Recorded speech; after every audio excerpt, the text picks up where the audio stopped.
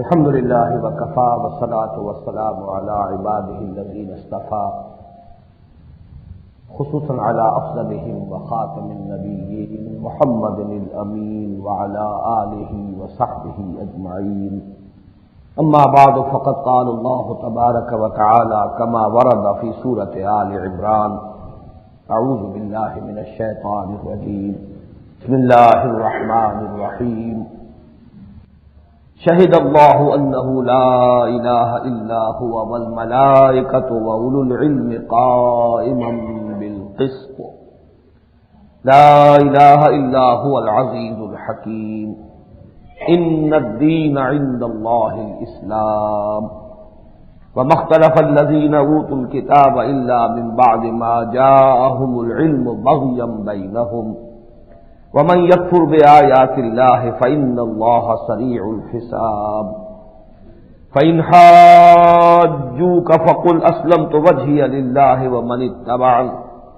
وقل للذين أوتوا الكتاب والأميين أسلمتم فإن أسلموا فقد اهتدوا وإن تولوا فإنما عليك البلاغ والله بصير بالعباد فقال عز وجل في نفس السورة ومن يبتغ غير الاسلام دينا فلن يقبل منه وهو في الاخره من الخاسرين كيف يهدي الله قوما كفروا بعد ايمانهم وشهدوا ان الرسول حق وجاءهم البينات والله لا يهدي القوم الظالمين اولئك جزاؤهم ان عليهم لعنه الله والملائكه والناس اجمعين خالدين فيها لا يخفف عنهم العذاب ولا هم ينظرون إلا الذين تابوا من بعد ذلك وأصلحوا فإن الله غفور رحيم صدق الله العظيم رب اشرح لي صدري ويسر لي أمري واحلل عقدة من لساني يفقهوا قولي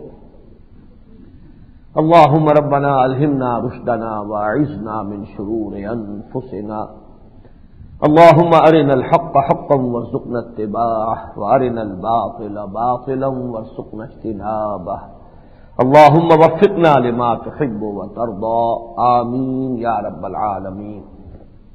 آیات 18 تا 20 میں نے تلاوت کی ہے، اس کے بعد 84 تا 89۔ ان دونوں مقامات پر ایک بہت عظیم حقیقت بیان ہوئی ہے، اور وہ یہ کہ اسلام اصلاً دین ہے، صرف مذہب نہیں۔ یہ بات ہمارے دین کی بہت بڑی حقیقت ہے، اور اس کو اس دور میں سمجھنا اکثر و بیشتر مشکل ہے، اس لیے کہ اس زمانے کے اپنے کچھ تصورات ہیں، اور ان تصورات سے مسلمان بھی بحیثیت مجموعی محفوظ نہیں۔ ان دونوں مقامات پر اسلام کا جو تذکرہ ہوا ہے، ان الدین عند اللہ الاسلام، اور اسی کا کانورس ہوا ومن یبتغ غیر الاسلام دینا فلن یقبل منہ۔ بات ایک ہی ہے، ایک مثبت انداز ہے کہنے کا، اللہ کے نزدیک دین اسلام، یا اللہ کے نزدیک اسلام دین، یہ دونوں اس کے ترجمے ہو سکتے ہیں۔ اور نمبر 2، جو کوئی اسلام کے سوا کسی دین کو اختیار کرے گا یا چاہے گا، طلب کرے گا، اللہ تعالیٰ اس کی طرف سے اسے قبول نہیں فرمائے گا۔ اس کا یہ مفہوم بھی اسکوت ہے، جو اسلام کو سوائے دین کے کسی اور حیثیت میں قبول کرے گا، وہ بھی اللہ کے ہاں مقبول نہیں ہوگا۔ یہ میں نے چاروں مفہوم نکال کر آپ کے سامنے رکھ دیے ہیں، لیکن میں چاہتا ہوں کہ پہلے ان آیات کو آپ ذرا پھر ان کا رواں ترجمہ جو ہے اپنے سامنے ذہن نشین کر لیں۔ آیت نمبر 18 یہ تو ایک عظیم حقیقت کو بیان کر رہی ہے، اور وہ ہے توحید۔ لیکن توحید کا ایک پہلو تو یہ ہے کہ ایک عقیدہ ہے، توحید فی الذات، توحید فی الصفات، ایک علمی بات ہے۔ لیکن یہ کہ توحید فی العبادت اور توحید فی الحاکمیت، یہ ہے اصل عملی توحید۔ فرمایا شہد اللہ انہ لا الہ الا ہو، اللہ خود گواہ ہے اس پر کہ اس کے سوا کوئی معبود نہیں، کوئی مالک نہیں، کوئی حاکم نہیں، کوئی قانون عطا کرنے والا نہیں۔ ان الحکم الا للہ، الہ کے مفہوم میں یہ تمام چیزیں شامل ہیں۔ اب ہمارا آئندہ درس بھی جو ہوگا، اگرچہ کل تو نہیں ہو رہا ہے، اگلے ہفتے سورہ اخلاص، اس میں اس الوہیت کا تصور جو ہے وہ کیا ہے، وہ تفصیل سے زیر بحث آئے گا۔ تو اللہ خود گواہ ہے اس پر کہ اس کے سوا کوئی الہ نہیں، اور اسی پر گواہ ہیں تمام فرشتے والملائکۃ واولو العلم، اور تمام اصحاب علم، جو بھی عقل اور انسان جو ہے اپنی صحیح فطرت پر قائم ہے اور سلیم العقل ہے، وہ بھی اس کی گواہی دیتا ہے۔ قائما بالقسط، اور اللہ تعالیٰ قائم کرنے والا ہے عدل کا، انصاف کا۔ دنیا میں بظاہر کچھ دیر لگ جاتی ہے تو شاید محسوس ہوتا ہے کہ اندھیر نگری چوپٹ راج ہے، حقیقت یہ نہیں ہے۔ ان دی لانگ رن یہاں بھی اللہ تعالیٰ کا عدل جو ہے وہ بالآخر نافذ ہوتا ہے، اور اللہ تعالیٰ کا وہ عدل جو ہے اور قسط کا ظہور آخرت میں تو ہونا ہی ہونا ہے، اپنی آخری اور تکمیلی شکل کے اندر۔ لا الہ الا هو العزیز الحکیم، اس کے سوا کوئی معبود نہیں، کوئی الہ نہیں، وہ زبردست ہے، کمال حکمت والا۔ ان الدین عند اللہ الاسلام، اب یہ اس کا منطقی نتیجہ ہے۔ لہذا اللہ کے نزدیک دین تو بس ایک ہی ہے اور اسلام ہے۔ جب وہی مالک ہے تو اس کی اطاعت کرو۔ اسلام کے معنی کیا ہے؟ گردن نہادن، سپر انداختن، اللہ کے مقابلے میں کھڑے نہ ہو، مد مقابل نہ بنو، اس کی حاکمیت کے مقابلے میں اپنی حاکمیت کا ڈھنڈورا مت پیٹو۔ وہ الہ ہے، تم اس کے عابد، وہ معبود ہے، تم عبد ہو، وہ تمہارا مالک ہے، تم اس کی ملکیت ہو، وہ تمہارا حاکم ہے، تم اس کے محکوم ہو۔ یہی تینوں چیزیں جمع کر لیجئے تو یہی در حقیقت اسلام کا تصور۔ ان الدین عند اللہ الاسلام، واحد پسندیدہ اللہ تعالیٰ کے ہاں مقبول طریق زندگی اسلام ہے۔ وَمَا اخْتَلَفَ الَّذِينَ أُوتُوا الْكِتَابَ إِلَّا مِن بَعْدِ مَا جَاءَهُمُ الْعِلْمُ بَغْيًا بَيْنَهُمْ، یہ دین اسلام تو ہمیشہ سے رہا ہے، آدم سے لے کر این دم تک یہی دین ہے، دین میں کوئی فرق نہیں۔ شرع لکم من الدین ما وصى به نوحا والذی اوحینا الیک وما وصینا به ابراہیم وموسیٰ وعیسیٰ، ہم نے تمہارے لیے وہی دین مقرر کیا ہے جس کی تاکید نوح کو کی تھی، جس کی وہی ہم نے محمد کو کی ہے صلی اللہ علیہ وسلم علیہ الصلوۃ والسلام، اور جس کی تاکید ہم نے ابراہیم کو اور موسیٰ کو اور عیسیٰ کو، دین تو ایک ہی ہے۔ پھر تفرقے کیسے ہو گئے؟ پھر یہودیت کہاں سے آ گئی؟ پھر مسیحیت کہاں سے آ گئی؟ اس کی وجہ بیان کر دی۔ وَمَا اخْتَلَفَ الَّذِينَ أُوتُوا الْكِتَابَ إِلَّا مِن بَعْدِ مَا جَاءَهُمُ الْعِلْمُ بَغْيًا بَيْنَهُمْ، حقیقت اور حقیقی علم اور اصل ہدایت ان کے پاس آ چکی تھی، لیکن آپس کی زندم زندہ، دی ارج ٹو ڈومینیٹ، ایک دوسرے پر بالا دستی حاصل کرنا، ایک دوسرے پر غلبہ حاصل کرنا، یہ ہے سبب جس کی وجہ سے کہ اس دین سے یہ مختلف شاخیں نکل گئی، اس اصل دین سے ایک شاخ علیحدہ نکل گئی، اور اس نے وہ تفرقہ کیا، اس نے وہ یہودیت بن گئی، اسی دین سے ایک اور شاخ علیحدہ ہو گئی اور وہ عیسائیت بن گئی، ورنہ دین تو ایک ہی ہے، حضرت آدم سے لے کر ایندھن تک۔ وَمَن يَكْفُرْ بِآيَاتِ اللَّهِ فَإِنَّ اللَّهَ سَرِيعُ الْحِسَابِ، اور جو اللہ کی آیات کا انکار کرے گا تو اللہ تعالیٰ حساب لینے میں اسے دیر نہیں لگتی، یعنی اب اللہ تعالیٰ کی طرف سے روشن پھر دوبارہ بینات آ گئی ہیں۔ اب بھی اگر کوئی لوگ اڑے رہیں گے اپنے اسی کفر پر اور اپنی اسی غلط روش پر تو اللہ تعالیٰ کو حساب چکاتے دیر نہیں لگے گی۔ فَإِنْ حَاجُّوكَ، تو اے نبی پھر بھی اگر یہ آپ سے محاجہ کریں، دلیل بازی کریں، حجت بازی کریں، فقل، تو کہہ دیجیے، یہ وہ اعلان برات ہے جس کی اہم ترین جو نمایاں ترین صورت قرآن مجید میں ہے، قل یا ایھا الکافرون لا اعبد ما تعبدون ولا انتم عابدون ما اعبد، جو ختم ہوتی ہے لکم دینکم ولی دین، وہی انداز یہ ہے۔ فقل اسلمت وجہی للہ ومن اتبعنی، کہہ دیجئے میں نے تو اپنا رخ کر لیا اپنے پروردگار کی طرف، اللہ کی طرف، اس کے سامنے اپنے آپ کو جھکا دیا، سر تسلیم خم کر دیا، اور میرے ساتھ جو میرا اتباع کرنے والے ہیں انہوں نے بھی یہ روش اختیار کر لی۔ اب تم جانو تمہارا کام، ہم نے تو وہ دین اسلام عملاً قبول کر لیا ہے۔ فَإِنْ أَسْلَمُوا فَقَدِ اهْتَدَوْا، پھر اگر وہ بھی اسلام لے آئے اور اسی طرح سر اطاعت سر تسلیم خم کر دیں تو وہ بھی ہدایت پر آ جائیں گے۔ کوئی کوہ ہمالیہ انہیں عبور نہیں کرنا ہے ہدایت پہ آنے کے لیے، بس یہ ضد چھوڑنی ہے، سرکشی چھوڑنی ہے، آج ہی طے کر لیجئے، آج ہی سپر ڈال دیجئے، آج ہی اللہ کے ساتھ مقابلہ جو ہے اس کو ختم کر دیجئے، اس کے بدلے مقابل بننے کا دعویٰ جو ہے اس سے دستبردار ہو جائیے، تو فوراً جو ہے یہ تو ایک لمحے کی بات ہے۔ فَإِنْ أَسْلَمُوا فَقَدِ اهْتَدَوْا وَإِنْ تَوَلَّوْا فَإِنَّمَا عَلَيْكَ الْبَلَاغُ، اور اگر یہ روگردانی کریں تو اے نبی آپ پریشان نہ ہو، آپ کے ذمے صرف پہنچانے کی ذمہ داری ہے، آپ کا فرض صرف پہنچانا تھا، آپ نے ہمارا پیغام پہنچا دیا، اب آپ بری ذمہ ہو گئے، آپ کی ذمہ داری ختم ہو گئی۔ واللہ بصیر بالعباد، باقی اللہ اپنے بندوں کو دیکھ رہا ہے، کون کیا کر رہا ہے اس کی نگاہ سے کوئی چیز پوشیدہ نہیں ہوئی، اور وہ ہر ایک کو اس کے کیفر کردار تک پہنچا لے گا۔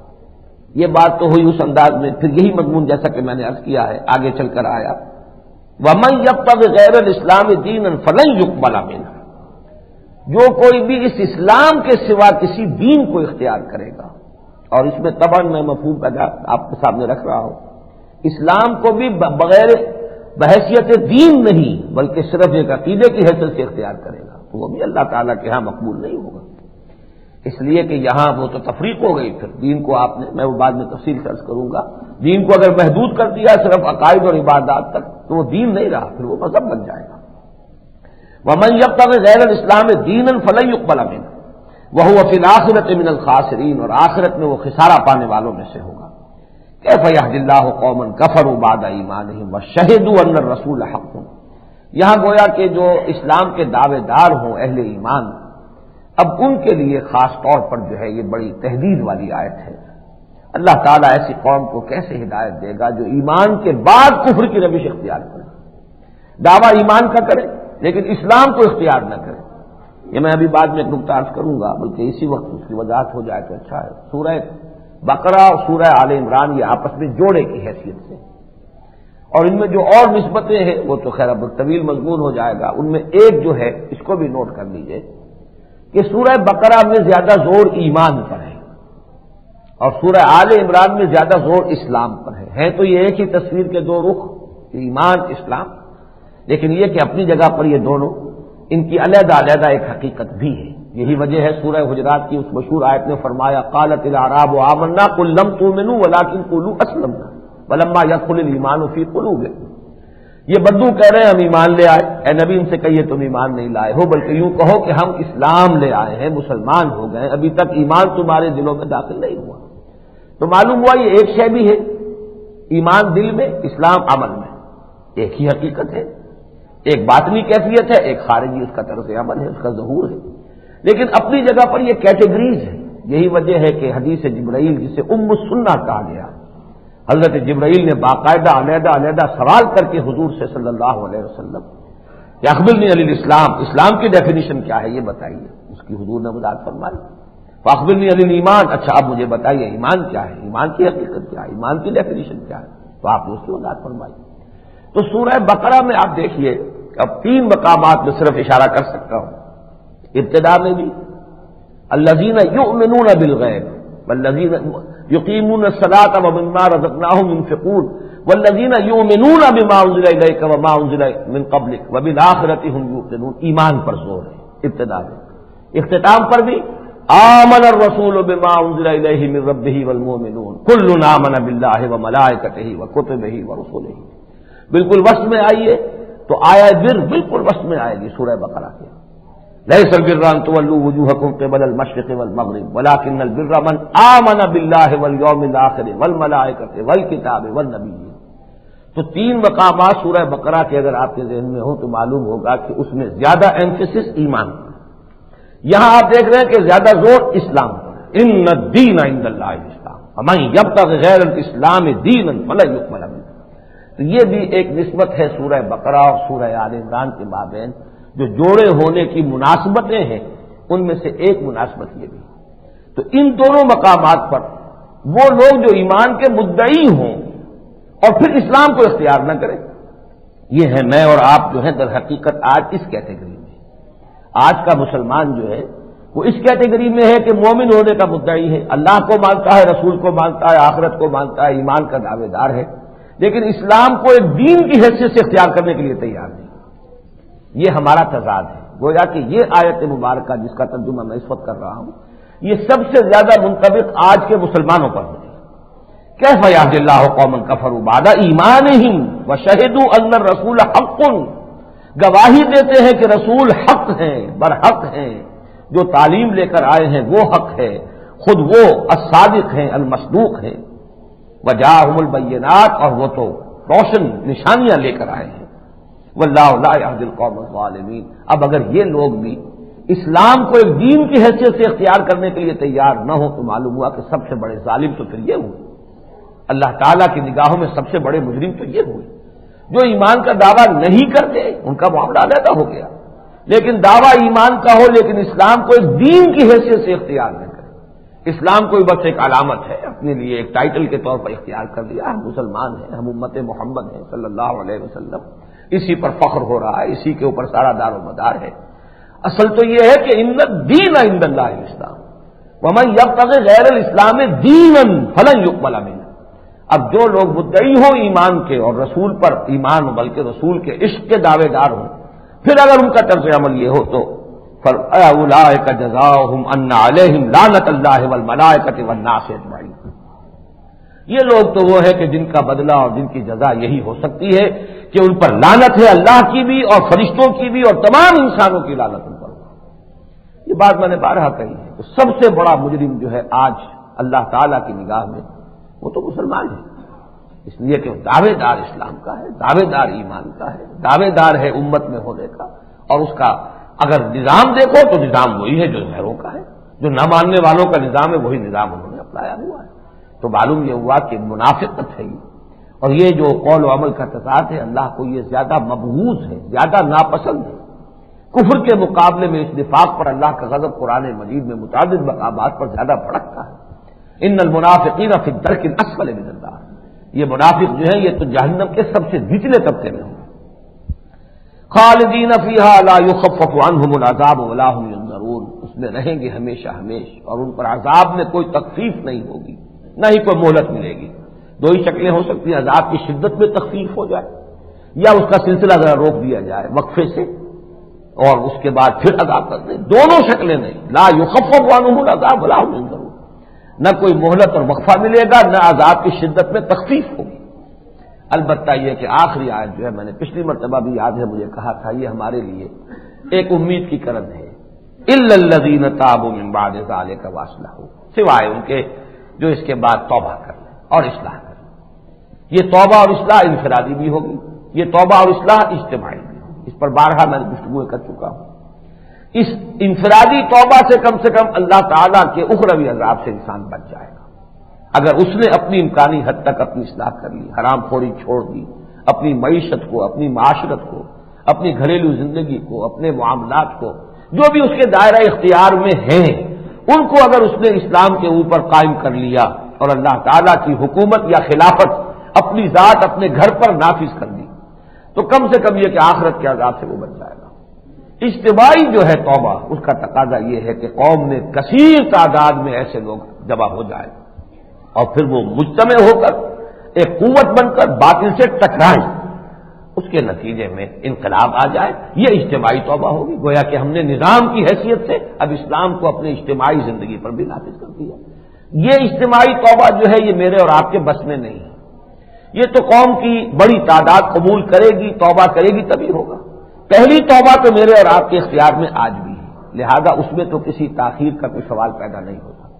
البتہ یہ کہ اس اجتماعی توبہ کے لیے جد و جہد، یہ ساری خلافت کا قیام کہہ لیں، نظام اسلامی کا قیام کہہ لیں، اسلامی انقلاب کی جد و جہد کہہ لیں، اس سب کے لیے ایک عنوان یہ بھی ہے، یہ اجتماعی توبہ کی سعی ہے، جد و جہد ہے کہ لوگ انفرادی سطح پر توبہ کریں، پھر جمع ہو کر مجتمع ہو کر ایک طاقت بنے اور طاقت بن کر اس باطل کے نظام کو تلپٹ کر دیں، الٹ کر رکھ دیں، اللہ کا دین نافذ کر دیں، اسلام کو بحیثیت دین قائم کر دیں۔ اسی کا نام اقامت دین ہے، ان نقیم الدین ولا تتفرقوا فیہ، کہ اسلام دین ہے، اسلام کو قائم کر دو، ایک اجتماعی نظام کی حیثیت سے یہ اقامت دین ہے۔ اگر یہ کر لیں گے تو گویا کہ ہماری اجتماعی توبہ ہو گئی، پھر اللہ تعالیٰ کی طرف سے رحمت ہے جو فرمایا الا الذین تابوا من بعد ذلک واصلحوا فإن اللہ غفور رحیم، جو اس کے بعد توبہ کر لیں اور اصلاح کر لیں تو اللہ تعالیٰ غفور الرحیم ہے۔ اللہ تعالیٰ ان آیات کی برکت سے ہمیں انفرادی توبہ تو فوری طور پر کرنے کی توفیق عطا فرمائے اور اجتماعی توبہ کے لیے اپنے تن من دھن کو وقف کرنے کی ہمت عطا فرمائے۔ اب اس کے حوالے سے جو باتیں مجھے آج عرض کرنی ہے مزید وہ یہ کہ پہلی بات تو سامنے یہ آ گئی کہ اسلام اصلاً دین ہے، صرف مذہب نہیں۔ دنیا میں جو آج جو تصور کار فرما ہے اور یہ بین الاقوامی سطح پر ہے، پوری دنیا میں جس تہذیب کا غلبہ ہے اور جو حقائق اب درجہ بدرجہ منکشف ہو رہے ہیں، اس سے یہ معلوم ہوتا ہے کہ یہ بڑی گہری سازش کے ساتھ یہ کام کیا گیا ہے۔ دنیا میں اس فکر کو پھیلایا گیا ہے بڑے ایک باضابطہ ایک پلان بنا کر، ایک پورے لائحہ عمل کے ذریعے سے، جس کو کہ آج کہا جا رہا ہے نیو ورلڈ آرڈر۔ یہ نیو ورلڈ آرڈر یا آرڈرس نوو سیکلورم، یہ جو $1 نوٹ ہے امریکہ کا، اس کے اوپر یہ الفاظ کندہ ہے. یہ در حقیقت یہ 200 برس قبل 1771 میں ایک نقشہ بنا اور اس کے مطابق جو ہے دنیا کے اندر ایک سوچ کے رخ کو ایک خاص انداز میں ڈھالا گیا، اور اس کے اندر یہ بات شامل کی گئی کہ مذہب سے اجتماعی زندگی کا تعلق منقطع کر دیا جائے. تمام مذاہب کو صرف انفرادی زندگی جو ہے اس تک محدود کر دیا جائے. مذہب کا مطلب ہے عقیدہ، عبادات، کچھ سوشل کسٹمز. وہاں جیسا کہ میں نے کئی مرتبہ وضاحت کی، اب یہ مضامین اتنی مرتبہ آئے ہیں کہ طبیعت میں رکاوٹ ہوتی ہے کہ پھر اسی بات کو دہرا رہا ہوں کہ عام طور پر تو زندگی کو تقسیم کیا گیا ہے 2 خانوں میں، پھر ہر خانہ 3 حصوں میں منقسم ہے. 3+3 یہ انسانی زندگی کے 6 گوشے مانے جاتے ہیں. 3 کا تعلق انفرادی سے ہے، 3 کا تعلق اجتماعی سے ہے. انفرادی کیا ہے؟ عقیدہ، ایک خدا کو مانتے ہو، 1000 کو مانتے ہو، کسی کو نہیں مانتے، تم آزاد ہو جو چاہو. اور مراسم عبودیت، پرستش کیسے کرنا چاہتے ہو، مسجد میں جانا چاہتے ہو، سینیگوگ میں جانا چاہتے ہو، کہیں چرچ میں جانا چاہتے ہو، مندر میں جانا چاہتے ہو، جو چاہو کرو، یہ تمہاری آزادی ہے، یہ انفرادی معاملہ ہے.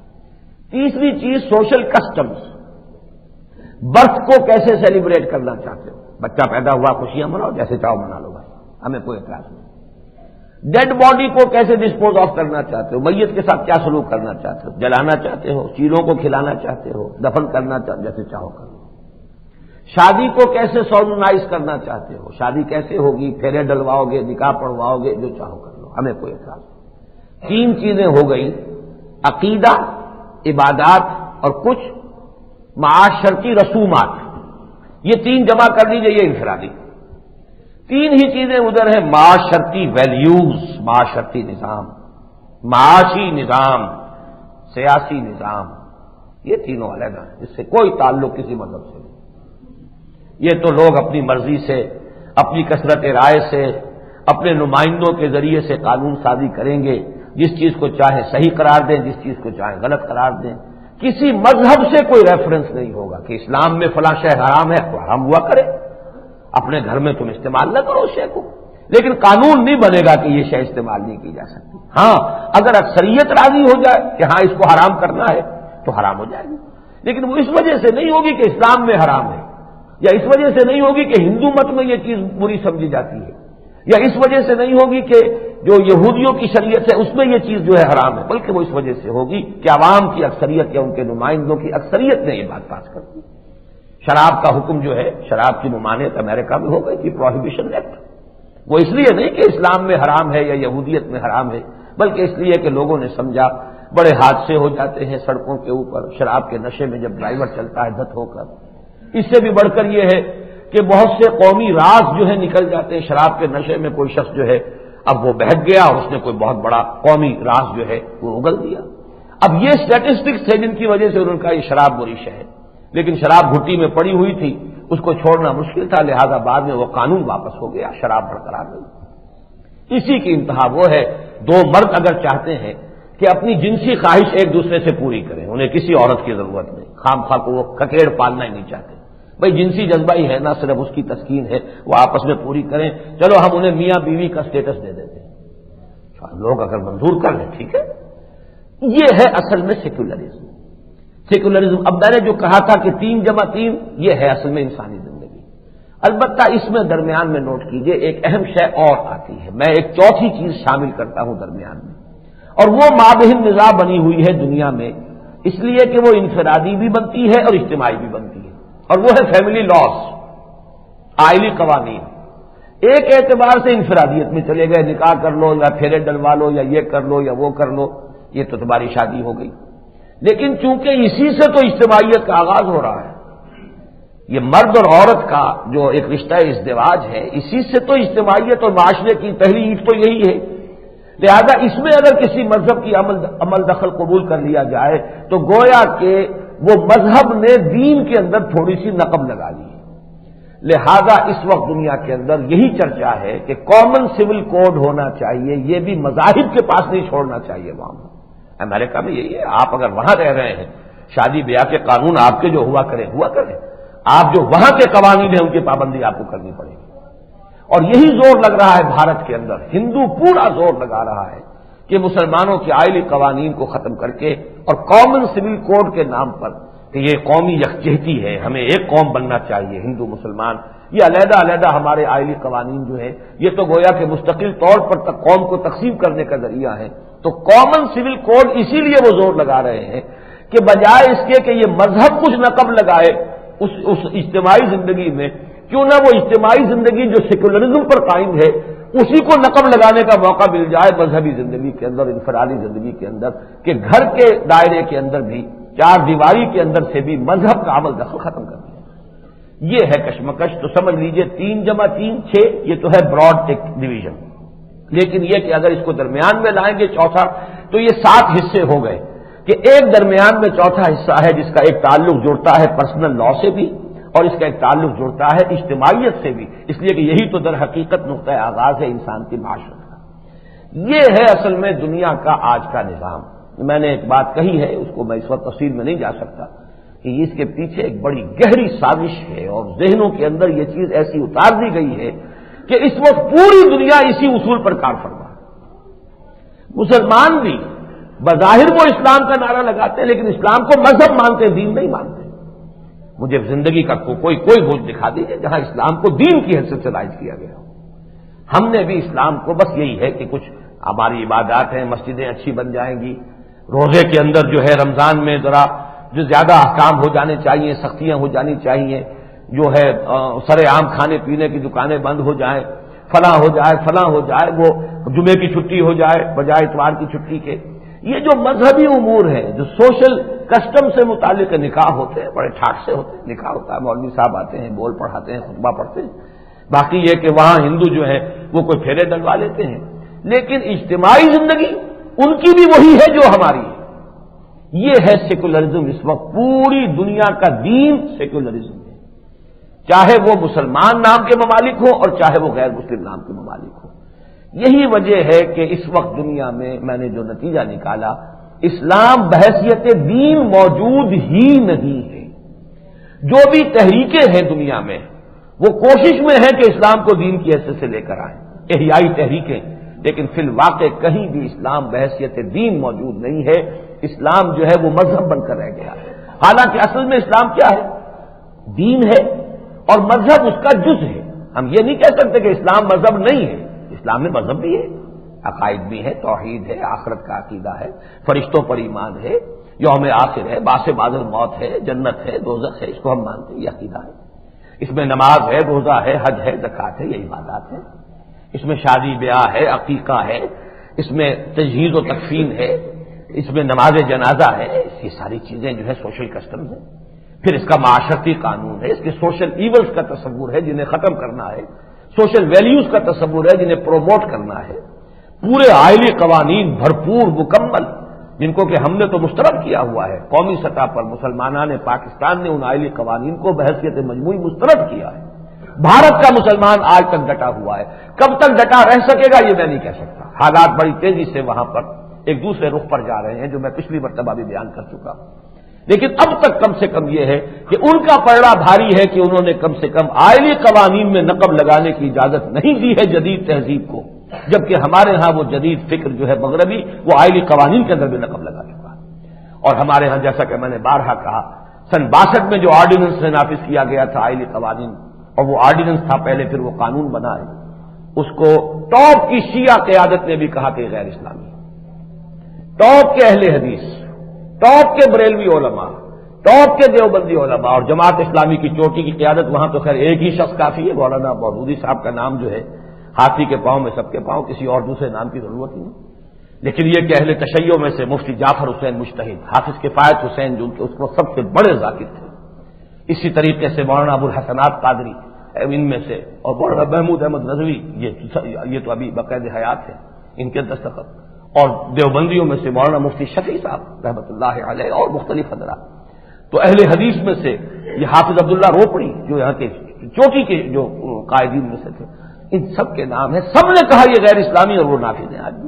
آج تک نافذ، سرے منہ فرق نہیں آیا. 11 برس کا وہ اسلامی مارشل لا بھی گزر گیا، اور یہ IGI بھی آئی بھی اور پتہ نہیں چلی بھی جائے، لیکن یہ کہ اس کے اندر کہیں پرنالہ جو ہے ادھر سے ادھر نہیں ہوا۔ بہرحال یہ میں نے پہلی بات آپ کو بتائی، اسلام حقیقتاً دین ہے۔ جب تک اسلام کو دین کی حیثیت سے تسلیم نہ کیا جائے، لستم علی شیء، ہماری کوئی حقیقت نہیں۔ اللہ کے سامنے کھڑے ہونے کا منہ نہیں ہے، یہ تو کھڑے ہوتے شرمساری کے ساتھ، اللہ کے سامنے نماز میں کھڑے ہو جاتے، منہ نہیں ہے ہمارا کہ ہم اللہ سے مخاطب ہوں اور اس سے دعا کریں اور مخاطبہ کریں اور مکالمہ کریں۔ لستم علی شیء حتی تقیموا التوراۃ والانجیل وما انزل الیکم من ربکم۔ جب ان سے کہا گیا اے اہل کتاب تمہارا کوئی مقام نہیں ہے جب تک کہ تم کتاب کو جو تمہیں دی گئی تھی قائم نہیں کرتے، جو نازل کیا گیا تم پر تمہارے رب کی طرف سے جب تک نافذ نہیں کرتے تمہارا کوئی مقام نہیں، کم کرو۔ اسی طریقے سے ہمارا معاملہ ہے۔ بہرحال اس وقت اسلام ایک مذہب کی حیثیت اختیار کر چکا ہے، دین نہیں۔ اب اس میں تیسری بات نوٹ کیجئے کہ اسی صورتحال میں ایک بہت بڑی انقلابی تبدیلی کی کوشش تھی جس کا نام نظریہ پاکستان ہے۔ پوری دنیا کی فضا وہ ہے جو میں بتا چکا ہوں، پوری دنیا کی فضا سیکولرزم کی، پوری دنیا کی فضا متحدہ قومیت، ایک ملک میں رہنے والے سب ایک قوم ہے جی، مذہب جو ہے وہ انفرادی معاملہ ہے، باقی ساری چیزیں جو ہیں قوم ایک ہوتی ہے، وطنی قومیت، سیکولرزم، نیشنلزم، ٹیریٹوریل نیشنلزم، یہ پوری دنیا کا اصول تھا۔ لیکن ایک آواز اٹھی اس بر عظیم میں، آواز بڑی زوردار تھی، اس کے اسباب تو اور بھی تھے، سیاسی اور مختلف تاریخی اسباب بھی تھے، لیکن جس نے اسے ایک تحریک کی شکل دی ہے وہ علامہ اقبال کا خطبہ 1921 کا الہ آباد، جس میں انہوں نے کہا کہ اسلام ایک دین ہے، اس دین پر دور ملوکیت میں بہت سے پردے پڑ گئے، اسلام کا اصل نظام لوگوں کی نگاہوں سے اوجھل ہو گیا، اور ہندوستان میں جو ہندو مسلم کشاکش ہے اس کا حل بھی یہی ہے کہ اس خطے کو 2 ملکوں میں تقسیم کر دیا جائے، ایک مسلمان اکثریت کا علاقہ، ایک ہندو اکثریت کا علاقہ۔ اس سے ان کی منافرت بھی ختم ہوگی، ان کی کشاکش ختم ہوگی، دونوں کو موقع مل جائے گا کہ برابر ہر کے اندر سینہ داری، تمہارے پاس کوئی نظام ہے تو لاؤ، ہمارے پاس ایک نظام ہے محمد عربی کا عطا کردہ صلی اللہ علیہ وسلم، ہم وہ تمہیں دکھانا چاہتے ہیں۔ لیکن اگر ہندوستان ایک وحدت کی حیثیت سے آزاد ہو جاتا ہے تو مسلمان ایک ایسی غیر مؤثر اقلیت بن کر رہ جائیں گے کہ وہ اپنے نظام کو بروئے کار نہیں لا سکیں گے۔ ہم یہ چاہتے ہیں کہ ایک ایسا خطہ ہو جہاں مسلمانوں کی اکثریت ہو، جہاں اکثریت ہوگی تو انہیں موقع ہو جائے گا کہ وہ اپنی مرضی کا نظام، اپنی مرضی کا قانون، اپنی مرضی کی معاشرت، معیشت، سیاست جو ہے اس کو بروئے کار لائیں، اور اس سے ایک امکان پیدا ہو جائے گا کہ عرب امپیریلزم، یہ الفاظ ہیں انگریزی میں، عرب شہنشاہیت کے دور میں اسلام کے اصل نظام عدل اجتماعی پر جو پردے پڑ گئے تھے ان کو ہٹا کر اسلام کی اصل جو ہے وہ نوع انسانی کے کے لیے رحمت ہونے کا جو پہلو ہے، ایک عادلانہ نظام اجتماعی، اس کا ایک نقشہ دنیا کے سامنے لایا جائے۔ یہ آواز تھی زوردار، اسی لیے میں ایک بات کو کچھ عرصے سے واضح کرنے کی کوشش کر رہا ہوں، وہ آپ حضرات میں سے بہت سو نے نوٹ بھی کی ہوگی کہ اصل میں ضرورت ہے دوبارہ پاکستان کے ضمن میں علامہ اقبال کے اس خطبے کو لوگوں کی نگاہوں کے سامنے لانے کا۔ وہ تھی شے جس میں پہلی مرتبہ، ورنہ خود قائد اعظم اس وقت تک 14 نکات سے آگے نہیں بڑھے تھے، ابھی وہ کوشش میں تھے کہ ہندو مسلم جو ہے کوئی نہ کوئی مفاہمت کی شکل پیدا ہو جائے۔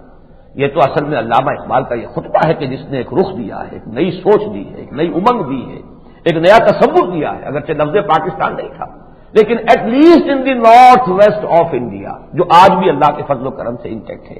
تو در حقیقت یہ اس لیے تھا کہ اس میں ہم وہ نظام دین کی حیثیت سے اسلام کو نافذ کریں، یہ دین ہے، اسی لیے جدا ہو دین سیاست سے تو رہ جاتی ہے چنگیزی، اور دین ہاتھ سے دے کر اگر آزاد ہو ملت ہے ایسی تجارت میں مسلمان کا خسارہ۔ یہ سارا جو ایک نعرہ مستانہ تھا، یہ جو زور شور کے ساتھ ایک نظریہ آیا، انہوں نے اپنی شاعری کو بھی اس کا ذریعہ بنایا، اور انہوں نے پھر جو اصل جو ہے فکر کے اعتبار سے وہ علامہ اقبال کا وہ خطبہ بڑی اہمیت کا حامل ہے۔ تو یہ اصل میں یوں میں اس وقت جو پوائنٹ ایمفیسائز کرنا چاہتا ہوں کہ در حقیقت یہ ایک عالمی فضا میں ایک نعرہ مستانہ تھا، یہ بہت بڑا انقلابی نعرہ تھا کہ اب ہم اس سیکولرزم کے نظریے کی نفی کر کے، جو کہ پوری دنیا پر چھایا ہوا ہے، جس کا غلبہ ہے پوری دنیا پر، در حقیقت اس کی نفی کر کے ہم یہ چاہتے ہیں کہ اسلام کو ایک دین کی حیثیت سے اور اسلام دین کی حیثیت سے بھی وہ کہ جو دور خلافت راشدہ میں تھا، دور ملوکیت کا اسلام ہمیں نہیں چاہیے. یہ محلات والا بغداد کے محلات ہوں یا وہ کہیں اور کے محلات ہوں، وہ اسلام ہمیں نہیں چاہیے. اسلام وہ اسلام دور ملوکیت اور عرب امپیریلزم کے پردے پڑنے سے پہلے جو اسلام تھا، اس اسلام کا روح انور دنیا کے سامنے لایا جائے. اس لیے بھی کہ یہی اس وقت دنیا کی سب سے بڑی ضرورت ہے. پورا نوع انسانی کا قافلہ اسی کے لیے ٹھوکریں کھا رہا ہے، در بدر کی بھیک مانگ رہا ہے. ایک تجربہ کرتا ہے ناکام ہوتا ہے، دوسرا تجربہ کرتا ہے ناکام ہوتا ہے.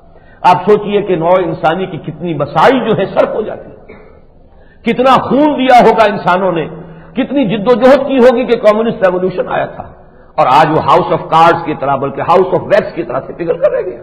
وہ ساری محنتیں تو غارت گئی نا، وہ ساری جد و جہد جو کی گئی تھی.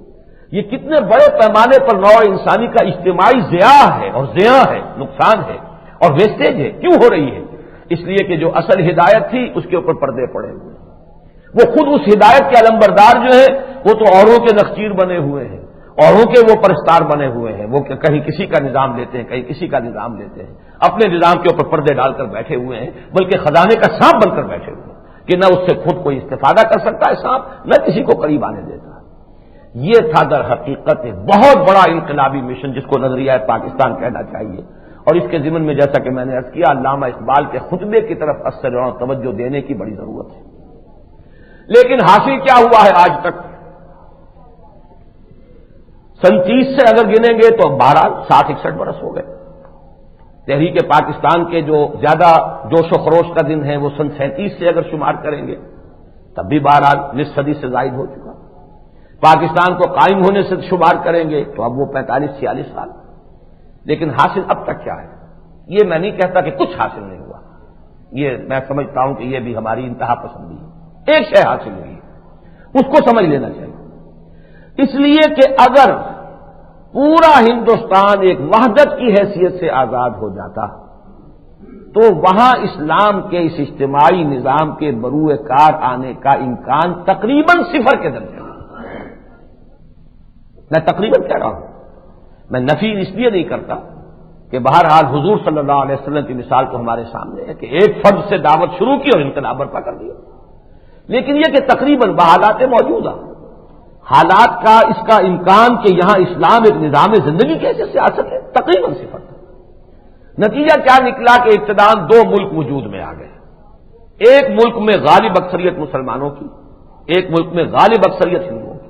دونوں کو موقع مل گیا، بھائی تمہارے پاس کچھ ہے، رام راج نام کی کوئی شے ہے، لے آؤ. اگر اس میں خیر ہے تو نوع انسانی تو خیر کو قبول کرتی ہے.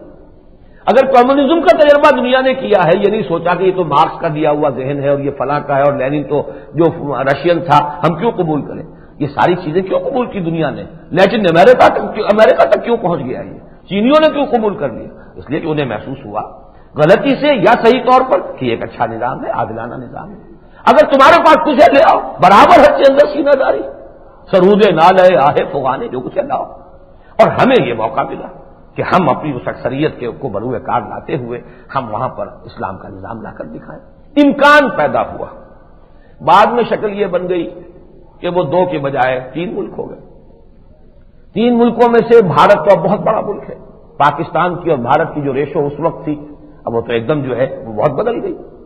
بنگلہ دیش بھی ایک ایسا ملک ہے جس میں مسلمان اکثریت میں تو ہے لیکن ایسی فیصلہ کن اور غالب اکثریت میں نہیں ہے کہ وہاں اس اصول کی بنیاد پر جو ہے کچھ زیادہ توقع کی جا سکے. البتہ مغربی پاکستان اب وہ ملک ہے جس میں کم سے کم وہ نام کے مسلمان، وہ دعوے دار جو ایمان کے مدعی ہیں، وہ اتنی غالب اور فیصلہ کن اکثریت میں ہیں کہ اگر وہ چاہیں بالفعل تو کوئی طاقت دنیا کی ایسی نہیں ہے کہ جو ان کے راستے میں رکاوٹ بن سکے. یہ ہے اونس جو اب ہم پر آ گیا ہے، ذمہ داری کا جو بوجھ ہم پر آیا ہے. یہ پورے بر عظیم پاک و ہند کے مسلمانوں کی اجتماعی ذمہ داری کا بوجھ ہے جو ہم نے اپنے کندھے پر اٹھایا ہوا. اس لیے کہ رسپانسبلٹی ہماری ہے. اتنی غالب اکثریت کا ملک ہو اور وہاں اسلام کو نہ لایا جا سکے تو ظاہر بات ہے کہ پھر ہم سے بڑا بد نصیب اور ہم سے بڑھ کر اللہ کا مجرم اور ہم سے بڑھ کر اسلام کا باغی اور کوئی نہیں. میں آج ذرا یہ چاہتا ہوں کہ اس میں ذرا تھوڑی سی وضاحت کر دوں. میں قائد اعظم کے ایک جملے پر تنقید بھی کرتا رہا ہوں. میں نے ابھی تقریر جو کی ہے موشی دروازے میں اس پر بھی کی ہے. کاش کہ وہ یہ الفاظ نہ کہتے. ساتھ ہی میں یہ بھی کہتا رہا ہوں کہ اس کی ایک توجیہ بھی ہے میرے نزدیک. میں قائد اعظم کو جھوٹا آدمی نہیں سمجھتا, میں قائد اعظم کو دغاباز انسان نہیں سمجھتا. میں یہ سمجھتا ہوں کہ ان کا ظاہر و باطن ایک تھا. ان کے اندر وہ جو مکارانہ جو سیاست بازی ہے میں نہیں سمجھتا. اور یہ میں نہیں کہہ رہا, صرف ان کے جو بدترین ناقدین ہیں انہوں نے بھی مانا ہے. اسٹریٹ فارورڈ انسان جو کہتا تھا وہی در حقیقت he meant what he said. یہ اس کے بارے میں اس کے دشمنوں نے, اس کے ناقدین نے بھی تسلیم کیا. وہی میرا بھی موقف ہے. تو پھر ان دونوں چیزوں کی ایک وضاحت کر دوں, اور وہ وضاحت تقریباً ہو گئی ہے.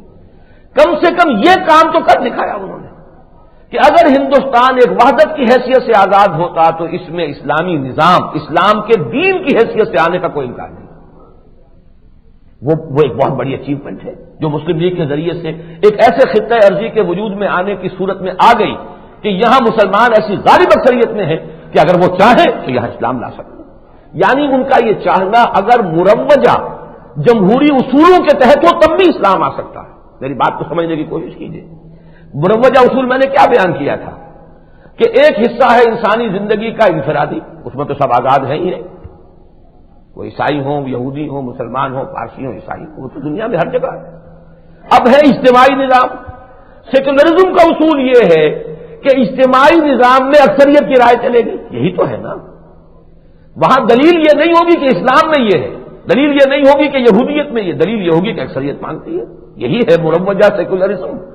تو یہاں چونکہ اکثریت مسلمانوں کی ہے لہذا یہاں پر اس اصول کے تحت بھی اسلام آ سکتا ہے, جبکہ اس اصول کے تحت بھارت میں اسلام کے آنے کا کوئی امکان نہیں تھا. یہ ہے در حقیقت وہ اچیومنٹ جو پاکستان کے قیام کی شکل میں ہوئی ہے. اور اس کو ہم جذبات میں جب آتے ہیں اور ایک شے کی نفی کرنے میں انتہا پسندی کا ثبوت کرتے ہیں تو بہت سی حقیقتوں کو نظر انداز کر دیتے ہیں. ہمیں چاہیے کہ اپنے فکر کو, اپنی سوچ کو متوازن اور معتدل رکھیں کہ یہ ساری کوششیں جو ہوئی ہیں یہ اس معنی میں اکارت نہیں گئی. ہاں اگر نہیں لائیں گے تو ہم کہیں گے اکارت ہو گئی, لیکن امکان پیدا ہوا. اور اسی لیے قائد اعظم نے وہ الفاظ استعمال کیے. جہاں تک میں سمجھتا ہوں, میں نے جو اس کی توجیہ کی ہے اپنی کتاب میں استحکام پاکستان میں, کہ یہاں ہندو مسلم کا مسئلہ جو ہے وہ اٹھانے کی اب ضرورت ہی نہیں, اس لیے کہ یہاں اکثریت مسلمانوں کی ہے. اب مسلمان اپنی اکثریت کو اگر واقعتاً چاہتے ہیں اسلام کو لانا تو ہندو اقلیت جو ہے اس کے راستے میں رکاوٹ نہیں بن سکتی. اسلام آ سکتا ہے, لیکن آئے اسی پولیٹیکل اور ڈیموکریٹک پروسیس کے تھرو, بجائے اس کے کہ ہم نعرے بڑے اونچے اونچے لگا کے پوری دنیا کے کان کھڑے کرتے ہیں. فنڈامنٹلزم جو گالی آج بنا دی گئی ہے وہ اسی وقت بنا دی گئی ہوتی, بجائے اس کے کہ وہ ایول ان دی بڈ کے انداز میں دنیا کی ساری قوتیں اس وقت جو ہے پاکستان کو ختم کرنے کے درپے ہو جاتی کہ یہ ہمارے سیکولر تصور کے خلاف ایک نعرہ لگا کر آ رہا ہے ملک, لہذا ہمیں چاہیے کہ اس کو نفٹی ایول ان دی بڈ, اس کو تو ابھی ختم کر دیا جائے.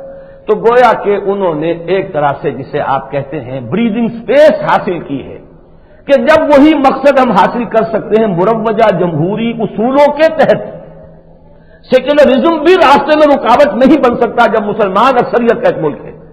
دلیل وہاں اکثریت کی ہوگی, مذہب کی نہیں ہوگی. اکثریت کی بنیاد پر وہ اسلام کا نظام لے آئے تو راستہ بند نہیں ہو رہا, راستہ ان کے نزدیک کھل گیا. یہ ہے ان کے قول کی اصل جو ہے توجیہ, اگرچہ مجھے اس سے اختلاف ہے. تاہم وہ اختلاف کیا ہے وہ میں بعد میں عرض کروں گا, اور وہ اس حوالے سے کہ قائد اعظم نے یہ بات کہہ دی اور وہ تو جلدی اس دنیا سے رخصت ہو گئے. ہم نہیں جانتے اگر انہیں مزید مہلت ملتی تو عمل وہ کیا کرتے. اب ہم اسے اللہ کے حوالے کریں گے معاملے, عملاً وہ شکل کیا اختیار کرتے.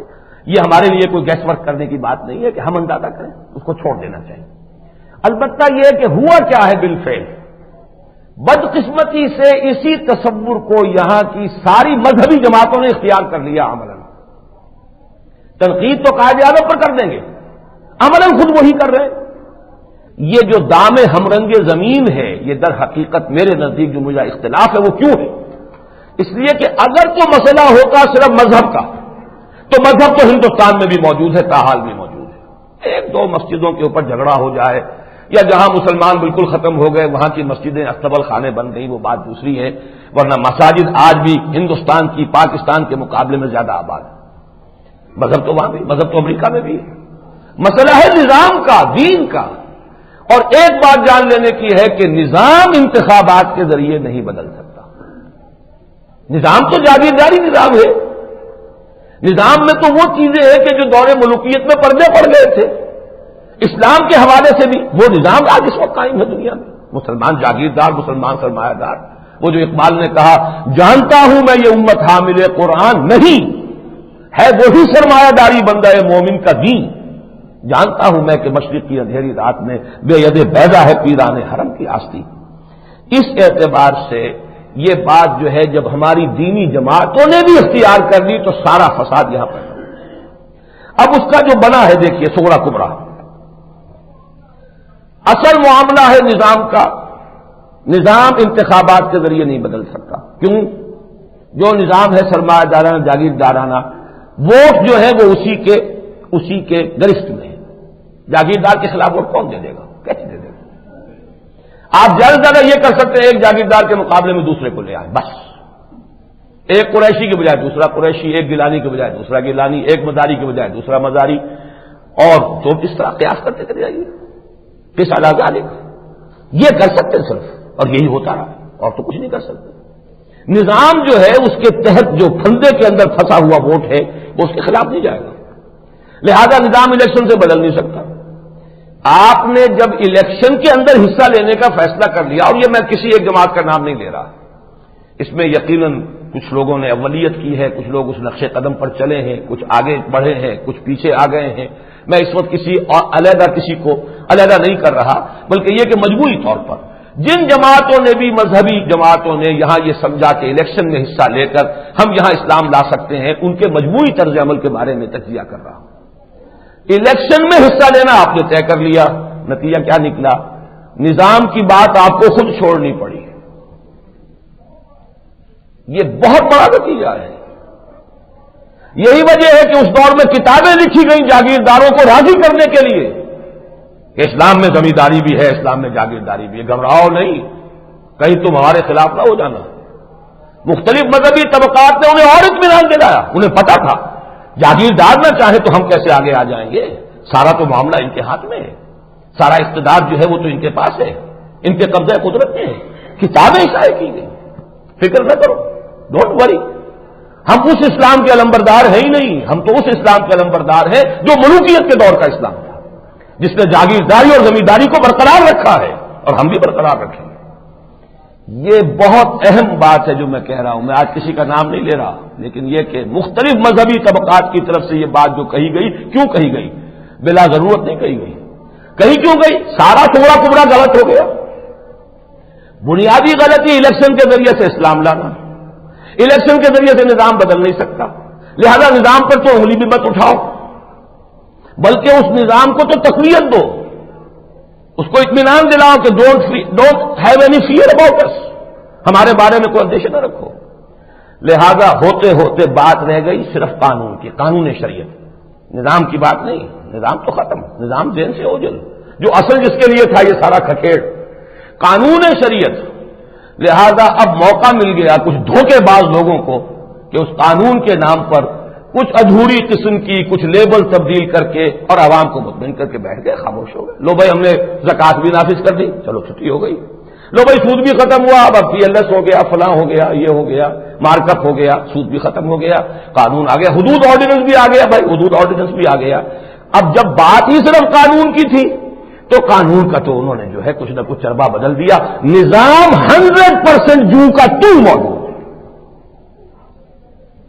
نظام میں تو جیسے کسی گاڑی کے اندر کوئی ایکسیڈنٹ ہو جائے تو کہیں کوئی داغ پڑ جاتا، داغ تک کہیں نہیں، نظام تو جو کا تو ہے۔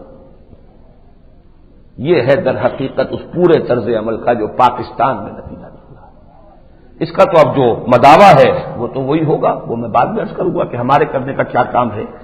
اب جو بات میں عرض کر رہا ہوں وہ یہ کہ بھارت کے مسلمانوں نے اس سے بھی بڑھ کر غلطی کی۔ یہ میں بڑے ادب کے ساتھ پچھلی مرتبہ بھی کہہ چکا ہوں کہ ہمارا یہ منہ نہیں ہے کہ ہم انہیں مشورہ دیں، بلکہ بہت سے مواقع پر سعودی عرب میں، امارات میں، امریکہ میں بعض بھارتی مسلمانوں سے ملاقات ہوتی تھی، پوچھتے تھے کیا مشورہ ہے آپ کو؟ میں کہتا بھائی ہم اس پوزیشن میں نہیں ہے کہ مشورہ دیں، آپ کے جو حالات ہیں، آپ کی جو مشکلات ہیں، آپ کے جو مسائل ہیں، ہم تو گوشہ عافیت میں بیٹھے ہوئے ہیں، ہمارے پاس تو آپ کے لیے سوائے ندامت کے جذبات کے اور کچھ نہیں۔ ہم تو یہ سمجھتے ہیں کہ آپ کی کاسٹ پر ہم عیش کر رہے ہیں پاکستان میں، ہم نے آپ کو یرغمالی بنوایا ہندو کے پاس، اور جس مقصد کے لیے پاکستان لیا تھا وہ ہم نے پورا نہیں کیا، تو ہم تو مجرم ہیں۔ میں تو صاف کہتا ہوں کہ آپ تو گویا کہ اپنا فرض کفایہ ادا کر چکے، پاکستان بنوا کر موقع دے کر کے اب مسلمانوں لو تمہاری اکثریت کا ملک ہم تمہیں دے رہے ہیں، اب لاؤ یہاں پہ اسلام، گویا کہ ایک انداز میں فرض کفایہ آپ ادا کر چکے، اب میں آپ سے اور کیا کروں۔ لیکن یہ ہے کہ اب جو میرا کچھ آنا جانا وہاں زیادہ ہوا ہے اور بعض مشاہیر سے بھی اور بعض اکابر سے بھی گفتگو ہوئی ہیں، تو مجھے محسوس ہوا کہ کچھ بات ان سے بھی کہی جا سکتی ہے، اگرچہ جتنی باتیں میں نے ابھی تک کی ہیں وہاں وہ میں نے کسی ذہن کو بھی ابھی سوائے ایک دو استثناءات کے کسی کو اس بات کے لیے ابھی آمادہ نہیں پایا کہ اس پر سوچنے کو بھی تیار ہے۔ لیکن یہ کہ ہمیں تو جو بات سامنے آتی ہے وہ کہنی چاہیے، کوئی جب نہیں کسی کے دل میں بیج پڑ جائے آج کل ظاہر ہو جائے، اور اس کے امکانات موجود ہیں۔ بھارت میں غلطی کیا ہوئی ہے؟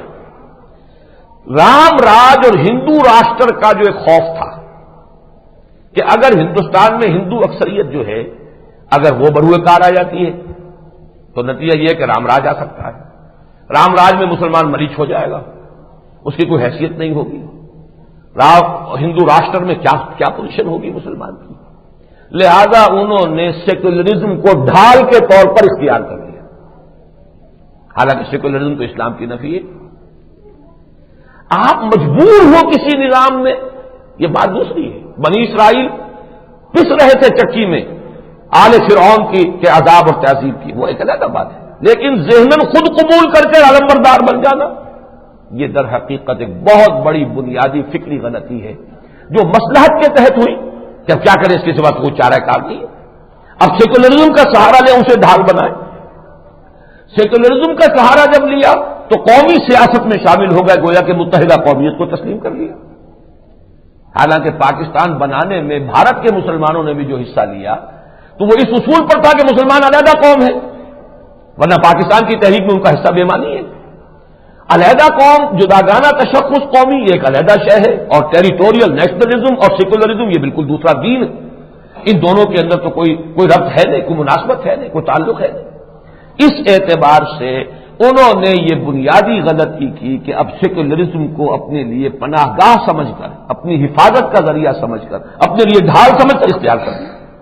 ہونا یہ چاہیے تھا کہ اپنے اسی موقف کو قائم رکھتے، ہم ایک جداگانہ قوم ہیں، آپ کی عظیم تر ہندی قومیت کا ہم جز نہیں ہیں، ہم اقلیت ہیں، ہمارے اقلیت کے حقوق گارنٹی کیجیے، آپ بنائے حکومت جو بنانی ہے، کوئی آپ کے پاس ہے رام راج لے آئیے، ہمیں کوئی پرواہ نہیں، ہمیں تو ہمارے حقوق دینے چاہیے، ہمیں کیا حقوق آپ دیتے ہیں، ہم یہاں پر ہیں 10 کروڑ ہیں 12 کروڑ ہیں جتنے بھی ہیں، ہمارے حقوق جو بھی دنیا میں اقلیتوں کے حقوق ہیں وہ ہمیں دیجیے، ہمیں عقیدے کی آزادی دیجیے، یعنی مذہب کی حیثیت سے تو دنیا مانتی ہے نا، سیکولرزم بھی مانتی ہے کہ مذہبی آزادی ہے، وہ ہمیں دیجیے، اس میں ہم کوئی بھی در اندازی، کسی درجے کی دخل اندازی گوارا نہیں کریں گے، اگر کریں گے تو میدان میں آئیں گے، جانے دیں گے۔ اپنے جداگانہ قومی تشخص کا تحفظ، اس کو برقرار رکھنا، اپنے اقلیتی حقوق کے حصول کے لیے ایجیٹیشن، یہ راستہ اختیار کرنا چاہیے تھا، بجائے اس کے کہ سیکولرزم کو ڈھال بنا کر متحدہ قومیت کے نظریے کو ذہناً اور عقلاً اور عملاً اپنا کر الیکشنوں میں حصہ لے کر آج تک پایا کچھ نہیں، کھویا بے پناہ ہے۔ یہ تجزیہ پچھلی تقریر میں کر چکا ہوں، کیا کیا کھویا ہے، اور پایا اگر کچھ ہے تو صرف اسی راستے سے پایا ہے جو یہاں کے بھی مسلمان جماعتوں کو میں ایک مشورہ دیتا ہوں کہ پریشر گروپ اور ریزسٹنس موومنٹ کی حیثیت سے کام کرو، الیکشن میں مت آؤ، الیکشن کے ذریعے سے اسلام نہیں آئے گا۔ اسی طرح وہاں مسلمانوں کا تحفظ جو ہے وہ الیکشن کے راستے سے نہیں ہو سکتا، وہ بھی یہ ہے کہ آپ پریشر گروپ اور ریزسٹنس موومنٹ، جیسے کہ یہ معاملہ ہو گیا تھا جو یہ آئلی قوانین میں در اندازی ہوئی اور سپریم کورٹ نے ایک ججمنٹ دے دیا، اور طلاق کا جو ہمارا قانون ہے اس میں ایک اضافہ کر دیا، صرف اضافہ، ایک مسلمان اگر اپنی بیوی کو طلاق دے دے تو جب تک وہ متعلقہ جو ہے اس کی دوسری شادی نہ ہو جائے یا اس کی موت نہ آ جائے، اس کا نان نفقہ سابق شوہر کے ذمے رہے گا، بس یہ اضافہ۔ حالانکہ اسلام بھی اس سے روکتا نہیں ہے، اگر کوئی شوہر کرے، تبرعاً کرے، خیر کے نیت سے کرے تو کوئی حرج نہیں، یہ سب کرتے ہیں، یہ بادشاہ جو ہے، امیر جو ہے، یہ سعودی عرب کے بادشاہ یہ تو کرتے ہو، کیا کرتے ہیں، 4 سے زیادہ رکھ نہیں سکتے، زیادہ جب رکھنی ہوتی ہے، کرنی ہوتی ہے، 1 کو طلاق دے دیتے، لیکن طے ہوتا ہے تمہیں شادی اور نہیں کرنی، حالانکہ یہ غیر اسلامی کام ہے، کھاؤ پیو عیش ہے، محل ہے، سب کچھ ہے، وظیفے ہیں، وہ وظیفے وغیرہ ان کے پاس، دولت کی کیا کمی ہے، تو یہ چیز اسلام روکتا نہیں. اگر کوئی خاتون شادی نہیں کرنا چاہتی کسی وجہ سے اور کوئی سابقہ شوہر چاہے اس کو سسٹین کرنا، سپورٹ کرنا بقیہ زندگی میں، تو اسلام نے روکا تو نہیں اس سے. لیکن اسلام اس کی پابندی گوارا کرنے کو تیار نہیں ہے. یہ اسلام کے قائمی قوانین کے اندر دراندازی ہے. اسلام نے صرف رکھا عدت کی حد تک ذمہ داری ہے. عدت پوری ہوئی، سیپریشن ہو گئی، اب کوئی ذمہ داری سابقہ شوہر کی نہیں. اس پر مسلمانوں نے مسلم پرسنل لا بورڈ بنایا، ایجیٹیشن کیا، جلوس نکالے، جلسے نکالے، گولیاں چلی، جانے دی، یہاں تک کہ حکومت کو گھٹنے ٹیکنے پڑے کہ مسلمان اس معاملے کے اندر جو ہے کوئی مداخلت کرنے کو تیار نہیں. اور قانون بن گیا کہ مسلمانوں کے پرسنل لا میں بھارت کی کوئی عدالت کوئی دخل نہیں دے سکتی. ایک بہت بڑی اچیومنٹ ہے، تاریخی اچیومنٹ، لیکن ہوئی ایجوکیشن کے راستے سے، الیکشن کے راستے سے نہیں ہو سکتی. الیکشن کے راستے سے کتنے مسلمان آ جائیں گے وہاں؟ پارلیمنٹ میں کتنے آ جائیں گے؟ سوائے 2-3 سیٹوں کے پورے ہندوستان میں 2-3 سیٹوں کے سوائے یقینی مسلم سیٹ ایک بھی نہیں. کیرالہ کے اندر ہے ایک آدھ سیٹ، ایک سیٹ ہے وہ بھی بڑی شیکی ہے اور وہ حیدرآباد دکن میں ہے، ایک آدھ سیٹ کہیں اور ہے بہار میں. اللہ اللہ کہتے ہیں کہیں بھی مسلمان تو اپنے ووٹ کے بل پر تو الیکشن نہیں جیت سکتا. نتیجہ یہ سیکولر پارٹی کے ساتھ مفاہمت کریں گے، ٹکٹ انہیں کے لیں گے، کانگریس کے ٹکٹ پر لڑیں گے، جنتا دل کے ٹکٹ پر لڑیں گے. ان کا پورا نظریہ، ان کا پورا فلسفہ، ان کا پورا منشور گویا کہ اس کو مانیں گے تو اس کے ٹکٹ کے اوپر الیکشن لڑیں گے. نتیجہ یہ نکل رہا اپنا جداگانہ تشخص ختم. یہ میں پچھلی مرتبہ تفصیل سے بیان کر چکا ہوں. ایک کلچر بن رہا ہے وہاں ہائر لیول پر جس میں ہندو کلچر، مسلم کلچر مل گئے، اسلامی کلچر اس میں ختم ہو رہا ہے. عوامی سطح پر بھی بڑی تیزی کے ساتھ یہ تبدیلی آ رہی ہے. دانشور، صحافی، سیاستدان وہ اب سیکولرزم کو واقعتاً اصل حقیقت سمجھنے لگے ہیں. گویا کہ اسلام کو ایک دین کی حیثیت سے میرے اسلام کو اب قصہ ماضی سمجھو، ہنس کے وہ بولی کہ پھر مجھ کے بھی راضی سمجھو. ہندو اکثریت تو پھر راضی اسی پر تو ہو جائے گی، جھگڑا اور کس بات کا ہے؟ اسلام کو قصہ ماضی بنا دو، اسلام کو دین کی حیثیت سے. باقی ٹھیک ہے، جاؤ مسجد میں، ملا جی چلے جایا کرو، میاں جی چلے جایا کرو مسجد میں، وہاں میں کوئی اعتراض نہیں. مقبروں کی تو وہ حفاظت کرتے ہیں خود. میں خود اپنی آنکھوں سے دیکھ کر آیا ہوں حصار میں، جہاں ایک مسلمان نہیں ہے. یہ جو شیخ عبدالصمد خان نقشبندی جنہوں نے تعمیر کا بنیادی پتھر رکھا ہے مسلم مسجد کا، یہ بہت بڑے نقشبندی بزرگ تھے حصار کے. ان کے جو بزرگ تھے، ان کے مرشد مظفر علی خان، ان کی قبر میں دیکھ کر آیا ہوں پچھلے سال جب گیا تھا. بہت صاف ستھری رکھی ہوئی ہے. اس کمرے میں جو طاق تھے ان میں انہوں نے اپنے مہادیو بھی سجا دیے، ہمارے بت بھی رکھے ہیں، قبر بھی ہے. قبروں کو تو وہ بھی بے حرمتی نہیں کرتے، وہ بھی مزاروں کی آ کے زیارتیں کرتے ہیں. اس اعتبار سے انہیں ان چیزوں سے کوئی وہ نہیں ہے. وہ تو اسلام دین کی حیثیت سے ہے. اور سیکولرزم کے نظریے کا مطلب کیا؟ آپ نے دین سے خود دستبرداری اختیار کر لی. اس کے علاوہ میں پچھلی مرتبہ عرض کر چکا ہوں کہ اس ووٹ کے استعمال نے منفی نتائج پیدا کیا ہے. ایک مرتبہ وہ نسل بندی کے ایشو پر اندرا گاندھی کے خلاف ووٹ جو ہے مسلمان کا تقریباً یکجا ہو کر پڑ گیا اور وہ شکست کھا گئی. نتیجہ یہ ہوا کہ وہ ہندی کارڈ کو اس نے پھر پلے کیا ہے اور ہندو جذبات کو اپیل کیا، جیت گئی. اسی سے یہ بی جے پی کا سارا ہنگامہ کھڑا ہوا، ورنہ اس کی تو کوئی حیثیت ہی نہیں تھی. اس لیے کہ جب انہوں نے دیکھا مسلمان ووٹ کے ذریعے سے اثر انداز ہو سکتا ہے تو پھر ہندو اکثریت کے ووٹ کو ہندو مت کے نام پر ہم اپیل کریں گے. لینے کے دینے پڑ گئے، بجائے فائدے کے نقصان ہو گیا. یہ سارا تجزیہ ہے در حقیقت. اور سب سے خطرناک بات کیا ہے؟ یہ باتیں باریک ہوتی ہیں لیکن باریک باتیں بھی کھولنی پڑتی ہیں. بہت سے بڑے گہرے اور اونچے دانشوروں کے لیے بھی بسا اوقات یہ چھوٹی چھوٹی باتیں جو ہیں یہ ذرا مشکل ہو جاتی ہیں سمجھنی. لیکن میں چاہتا ہوں ہمیں اپنی باتیں کہنی ہیں اور کوئی عجب نہیں کہ اللہ تعالیٰ ان باتوں کو کھول دے. اصل میں سیکولرزم، علامہ اقبال ہی کے حوالے سے بات کر رہا ہوں، بہت خوبصورت بات اسی خطبے میں انہوں نے کہی ہے. سیکولرزم ہندو کی ضرورت ہے، اس لیے کہ ہندو قوم نہیں ہے. ہندو میں تو 4 ورن ہیں، شودر بھی ہے اور براہمن بھی ہے، کشتری بھی ہے. یہ قوم کیسے ہو جائیں گے؟ ان کے تو درمیان ایسے ایسے فاصلے ہیں، ایسے ہیں کہ جن کو آپ عبور کر ہی نہیں سکتے. شودر تو شودر ہی ہے، شودر پیدا ہوا شودر مرے گا. براہمن براہمن ہے، براہمن پیدا ہوا براہمن مرے. ایک قوم کیسے بن جائیں گے؟ ان کو ضرورت ہے سیکولرزم کی. مسلمان قوم ہے، یہ علامہ اقبال نے کہا. مسلمان تو قوم ہے، ہندو کو قوم ہے نہیں، بننے کی کوشش کر رہے ہیں. نتیجہ کیا نکلا ہندو کی ضرورت ہے سیکولرزم، لیکن جب مسلمان سیکولرزم کا نعرہ لگاتا ہے تو وہاں کے جو ہندو فرقہ پرست ہیں اور ہندو متعصب لوگ ہیں وہ گویا کہ یہ کہتے ہیں کہ یہ سیکولرزم مسلمانوں کے حق میں مفید ہے، لہذا عام ووٹر وہاں کا جو ہندو ہے اب وہ اسے سیکولرزم کے خلاف کر رہے ہیں، بجائے اس کے کہ سیکولرزم کا فائدہ پہنچے مسلمانوں کو الٹا نقصان ہو رہا ہے۔ جو ان کی فنڈامنٹلسٹ ریوائولسٹ اور ملیٹنٹ ریوائولسٹ جو آرگنائزیشنز ہیں وہ جب سمجھتے اچھا مسلمان سیکولرزم مانگتا ہے، یقیناً اس میں اس کا فائدہ ہوگا، ہمارا نقصان ہوگا، یہ سیکولرزم کا نمبردار ہے تو یقیناً یہ اس کے نفع میں ہوگا، ہمارے نقصان میں ہوگا۔ وہ اس کے خلاف تحریک جو ہے وہ ہندوؤں میں پروان چڑھ رہی ہے اس لیے کہ مسلمان سیکولرزم کا نمبردار بن گیا، حالانکہ مسلمان اپنا ایک علیحدہ جداگانہ قومی تشخص رکھے، ہم تمہاری اس قومی سیاست میں ہیں ہی نہیں۔ ٹھیک ہے جب تم کہتے ہو کہ ہم نے اپنے حصے کا ملک بنوا دیا، ہم وہاں اللہ کرے ہمیں توفیق دے ہمارے بھائیوں کو، پاکستان کے بھائیوں کو، کہ وہاں وہ اسلام کا نظام اور اسلام کو ایک دین کی حیثیت سے نافذ کر سکے۔ یہاں ہمیں صرف ایک اقلیت کا رول ہے، ہم ایک مائنورٹی ہیں لیکن ہمارے حقوق گارنٹی کیے جائیں، ان کے لیے ہم مریں گے کٹیں گے۔ ہمارے حقوق کے اوپر اگر دست اندازی ہوتی ہے ایک اقلیت کی حیثیت سے، we are not a part and parcel of your nation, لیکن ہم ایک اقلیت ہے، ایک علیحدہ قوم ہے، ہمارے حقوق جو ہیں گارنٹی کرو، اس میں کوئی کمی ہوگی لڑیں گے مریں گے کٹیں گے، ماریں گے اور مریں گے۔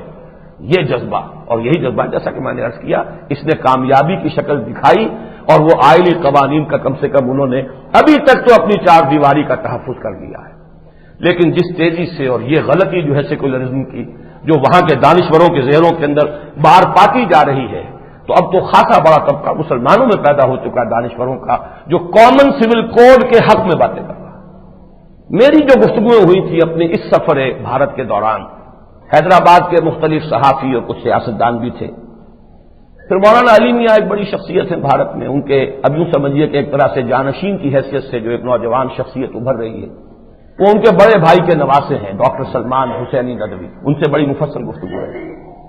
جماعت اسلامی ہند میں اس کی ٹاپ کی قیادت سے میری 2 مرتبہ ملاقات رہی، گفتگو ہوئی۔ سید شہاب الدین صاحب بڑے وہاں کے ایک اہم اور خاص طور پر یہ جو بابری مسجد اور رام جنم بھومی کا تنازع ہے اس میں ان کا بڑا رول ہے، ان سے بھی بڑی مفصل ملاقات ہوئی۔ اور ابھی حال ہی میں ایک دوسرا طبقہ جو ہے مسلمانوں کا وہاں کے زعماء و قائدین کا، یعنی دیوبندی حلقے کے تھانوی مکتب فکر سے تعلق رکھنے والے حضرات، ان میں سے مولانا محمد سالم قاسمی صاحب آئے ہوئے ہیں آج کل پاکستان، تو ان سے بھی میری ملاقات حال ہی میں ہوئی ہے، اور میں نے اپنا نقطہ نظر پیش کیا، تاحال جیسا کہ میں نے عرض کیا کسی نے میری بات کو تسلیم نہیں کیا، میں کوشش جاری رکھوں گا۔ اس میں سب سے زیادہ اہم رول جو ہے میں عرض کروں کہ جو ذرا مختلف رول رہا وہ جماعت اسلامی ہند کا رہا، کیونکہ جماعت اسلامی جب ابتدا میں قائم ہوئی تھی سن 1941 میں، تو وہ اپنے نظریات کے اعتبار سے بہت ہی اصولی اور انقلابی جماعت ہے۔ جہاں پر بھی اللہ کی حکومت نہیں ہے وہ نظام طاغوت ہے، شیطانی نظام ہے، ہم اس کے ساتھ کوئی تعاون نہیں کر سکتے۔ یہ بہت اصولی بات ہے، بڑی صحیح بات ہے۔ طاغوتی نظام کے ساتھ تعاون کیسا؟ طاغوتی نظام کے ساتھ آپ الیکشن میں حصہ لیں تو آپ تعاون کر رہے ہیں، اسے چلا رہے ہیں۔ طاغوتی نظام میں آپ حکومت کی ملازمت کرتے ہیں تو آپ اس کا سہارا بن رہے ہیں، آپ اس کی گاڑی کے اندر جت گئے ہیں، گھوڑے بن کر گدھے بن کر۔ جماعت اسلامی کا موقف ہندوستان میں یہ تھا انگریز کی ملازمت بھی حرام ہے، سوائے 1-2 محکموں کے وہ انہوں نے علیحدہ کیے تھے کہ ڈاک کا محکمہ ہے، تعلیم کا محکمہ ہے، باقی جو اصل ایگزیکٹو ڈپارٹمنٹس ہیں جو اس گاڑی کو چلانے والے محکمے ہیں، خاص طور پر عدلیہ، غیر اللہ کے قانون کے تحت بیٹھ کے فیصلے کرنا اور غیر اللہ کے قانون کے تحت مقدمے لڑنا وکیلوں کے، حرام۔ یہ موقف تھا جماعت اسلامی۔ یہ تو بہرحال جو آج آپ کو باتیں بڑی عجیب لگ رہی ہوں گی کہ یہ پتہ نہیں کون سی دنیا کی باتیں یہ کر رہا ہے، ذرا کئی بازی میں جھانکیے، یہ تھا موقف جماعت اسلامی کا۔ لیکن یہ کہ جو اس کی کیفیت بدلی ہے پاکستان آ کر، اس نے ایک سیاسی جماعت کا رول اختیار کر لیا۔ ہندوستان کی جماعت کافی طویل عرصے تک اڑی رہی اپنے اسی سابقہ موقف پر کہ الیکشن میں حصہ لینا حرام، الیکشن لڑنا حرام، اس لیے کہ کانسٹیٹیوشن غیر اسلامی، اللہ کی حاکمیت تسلیم نہیں کی گئی۔ اس ہاؤس میں جانا جہاں اللہ کی حاکمیت تسلیم نہ کی گئی ہو، یہ خود اس باطل اور اس طاغوتی نظام کو تقویت دینا، کافی دیر تک قائم رہی۔ اب وہ بھی ڈھیلی پڑ گئی، حالات نے کیا کریں؟ ایک طرف وہ ہندو ریوائولزم کا وہ جو محیط خطرہ، ایک طرف یہ کہ چلو سیکولر قسم کے لوگ ہیں جو کم سے کم وہ ہندو جو ہے وہ بالادستی کے تو علمبردار نہیں ہے، تو فیصلہ کر لیا ابھی الیکشن میں وہ حصہ تو نہیں لیتے، اس کا کوئی امکان بھی نہیں ہے، وہاں ایسی حیثیت نہیں، ایسی طاقت بھی نہیں، لیکن یہ کہ ووٹ دینے کی حد تک انہوں نے اب آزادی کر لی ہے، ورنہ یہ کہ کافی عرصے تک جماعت اسلامی ہند اس موقع پر ڈٹی رہی ہے کہ الیکشن میں حصہ لینا حرام، اس لیے کہ یہاں جو ہے اللہ کی حاکمیت کو تسلیم تو نہیں کیا گیا۔ بہرحال جو بات ان لوگوں نے کہی اور میں نے جو اس کا تجزیہ کیا، وہ کہتے تھے کہ دیکھیے جو سیکولرزم کا مفہوم آپ لیتے ہیں وہ اور ہے، ہم جو لیتے ہیں اور ہے۔ میں نے کہا میں تو ایک ہی سیکولرزم سے واقف ہوں، مجھے بتائیے آپ کیا لیتے ہیں؟ جب بیان کرتے ہیں تو وہی بات، میں نے کہا یہی تو سیکولرزم کا تو مطلب ہی ایک ہے کہ مذاہب کو سب کو آزادی۔ یہ دوسری بات ہے کسی ملک کے اندر عظیم مقصد ہندوؤں کی ہے تو وہ ہندو تہذیب، ہندو کلچر جو ہے وہ تو ظاہر بات ہے حکومت اس کو سپورٹ کرے گی کلچر کے درجے، لیکن اصولاً یہ ہے کہ ہندو مت، مسلم اسلام اور عیسائیت وہ وہاں بالکل ایٹ پار ہے، کانسٹیٹیوشنلی لیگلی برابر ہے۔ کانسٹیٹیوشنلی لیگلی امریکہ کے اندر عیسائیت، یہودیت، اسلام سب برابر ہے۔ اگر یہ نہ ہوتا تو یہودیوں کو وہاں پر اس درجے مؤثر ہونے کا موقع ہی نہ ملتا۔ یہودی اور عیسائی کے درمیان تو اتنا بیر تھا کہ ایک شخصیت جسے وہ اپنا خدا مانتے ہیں اس کے وہ قاتل تھے، اس کو وہ مرتد کہتے تھے، اسے وہ کہتے تھے کہ ولد الحرام ہے یہ حضرت عیسیٰ علیہ السلام کو بعد اللہ۔ یہ یہودی جب تک وہ یہ بات پیدا نہ کر دیتے امریکہ کے اندر کہ مذہب کو ادھر رکھو جی، کھڈے لائن لگاؤ، مذہب سے کیا سروکار ہے، سیکولرزم کو لاؤ، تو ان کے لیے ممکن تھا کہ وہ امریکہ کے اوپر اس طرح مسلط ہو کر بیٹھ سکتے۔ در حقیقت سیکولرزم یہودی ذہن کی پیداوار، اس کا سب سے بڑا اعلی کار ہے، اس کے بغیر ان کے لیے ممکن ہی نہیں تھا۔ عیسائی دنیا کے اوپر قابو کر کے جو بیٹھے ہوئے کس طرح؟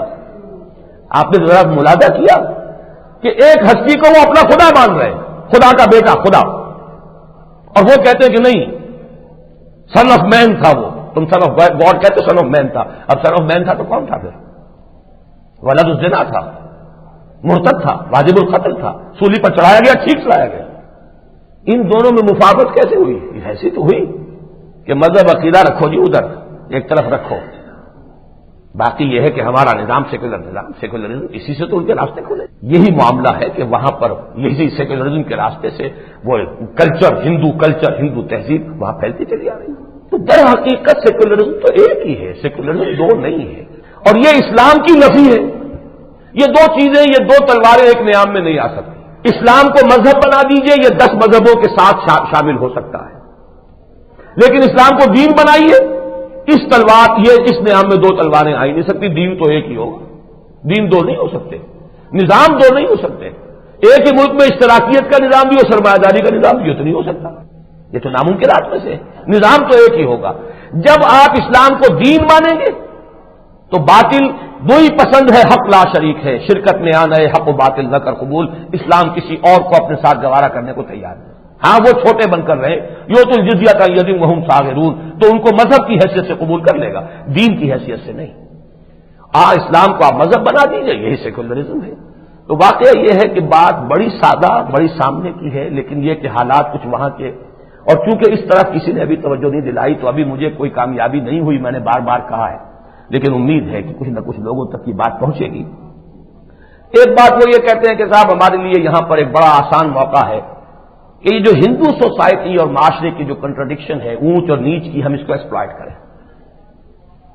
اور تیسری بات کہتے ہیں کہ ہمارے لیے موقع ہے کہ ہم یہاں خاص طور پر نیچ ذاتوں میں اسلام کی تبلیغ کریں۔ میں نے یہ بھی ان دونوں باتوں پر بھی عرض کیا، میرا ایک مشورہ تو وہ تھا کہ قومی سطح پر آپ یہاں کے نیشنلزم اور سیکولرزم کی نفی کیجئے، اپنے آپ کو ایک مائنورٹی قرار دلوا کر اس کے حقوق کے تحفظ کے لیے کھڑے ہو جائیے، اپنا جداگانہ حقوق، جداگانہ تشخص۔ ایک تو ہے براڈ جو میری ایڈوائس ہے یا مشورہ ہے۔ اس سے آگے میں نے 2 باتیں کہی ہیں۔ دیکھیے اسلام کا جو تبلیغی مزاج ہے وہ یہ نہیں ہے کہ گرے پڑے طبقات کو ٹارگٹ بنایا جائے۔ یہ ان مذاہب کا انداز ہوتا ہے جن کے پاس دلیل ہے نہیں۔ عیسائیت کے پاس دلیل نہیں ہے، وہ کرے گی کیا؟ گنجی کیا نہائے، کیا نچوڑے، کیا پیش کرے جا کر؟ ہے ہی کچھ نہیں۔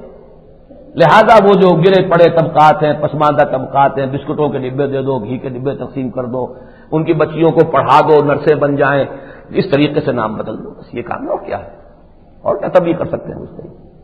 اسلام کا کبھی بھی یہ معاملہ نہیں رہا۔ اسلام دلیل سے بات کرتا ہے اور اونچے طبقے سے بات کرتا ہے، آنکھوں میں آنکھیں ڈال کر بات کرتا ہے۔ قل هذه سبیلی ادعو الی اللہ علی بصیرۃ انا ومن اتبعنی، میں جو بات کہہ رہا ہوں علی وجہ بصیرت کہہ رہا ہوں، دلیل سے کہہ رہا ہوں۔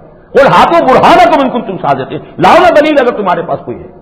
اسلام کا چیلنج تو یہ ہمارا عیسائیت کا تصور ہے، یہ در حقیقت اسلام کا نہیں ہے۔ یہ انداز جو ہے مشنری ٹائپ آف تبلیغ، اس اعتبار سے یقیناً اگر ہمارا جو دور اقتدار تھا، اگر ہم نے ہندوستان میں ہمارے سلاطین نے ذرا سی بھی ان نیچ طبقات کی حوصلہ افزائی کی ہوتی، یہاں اکثریت مسلمان ہو جاتے۔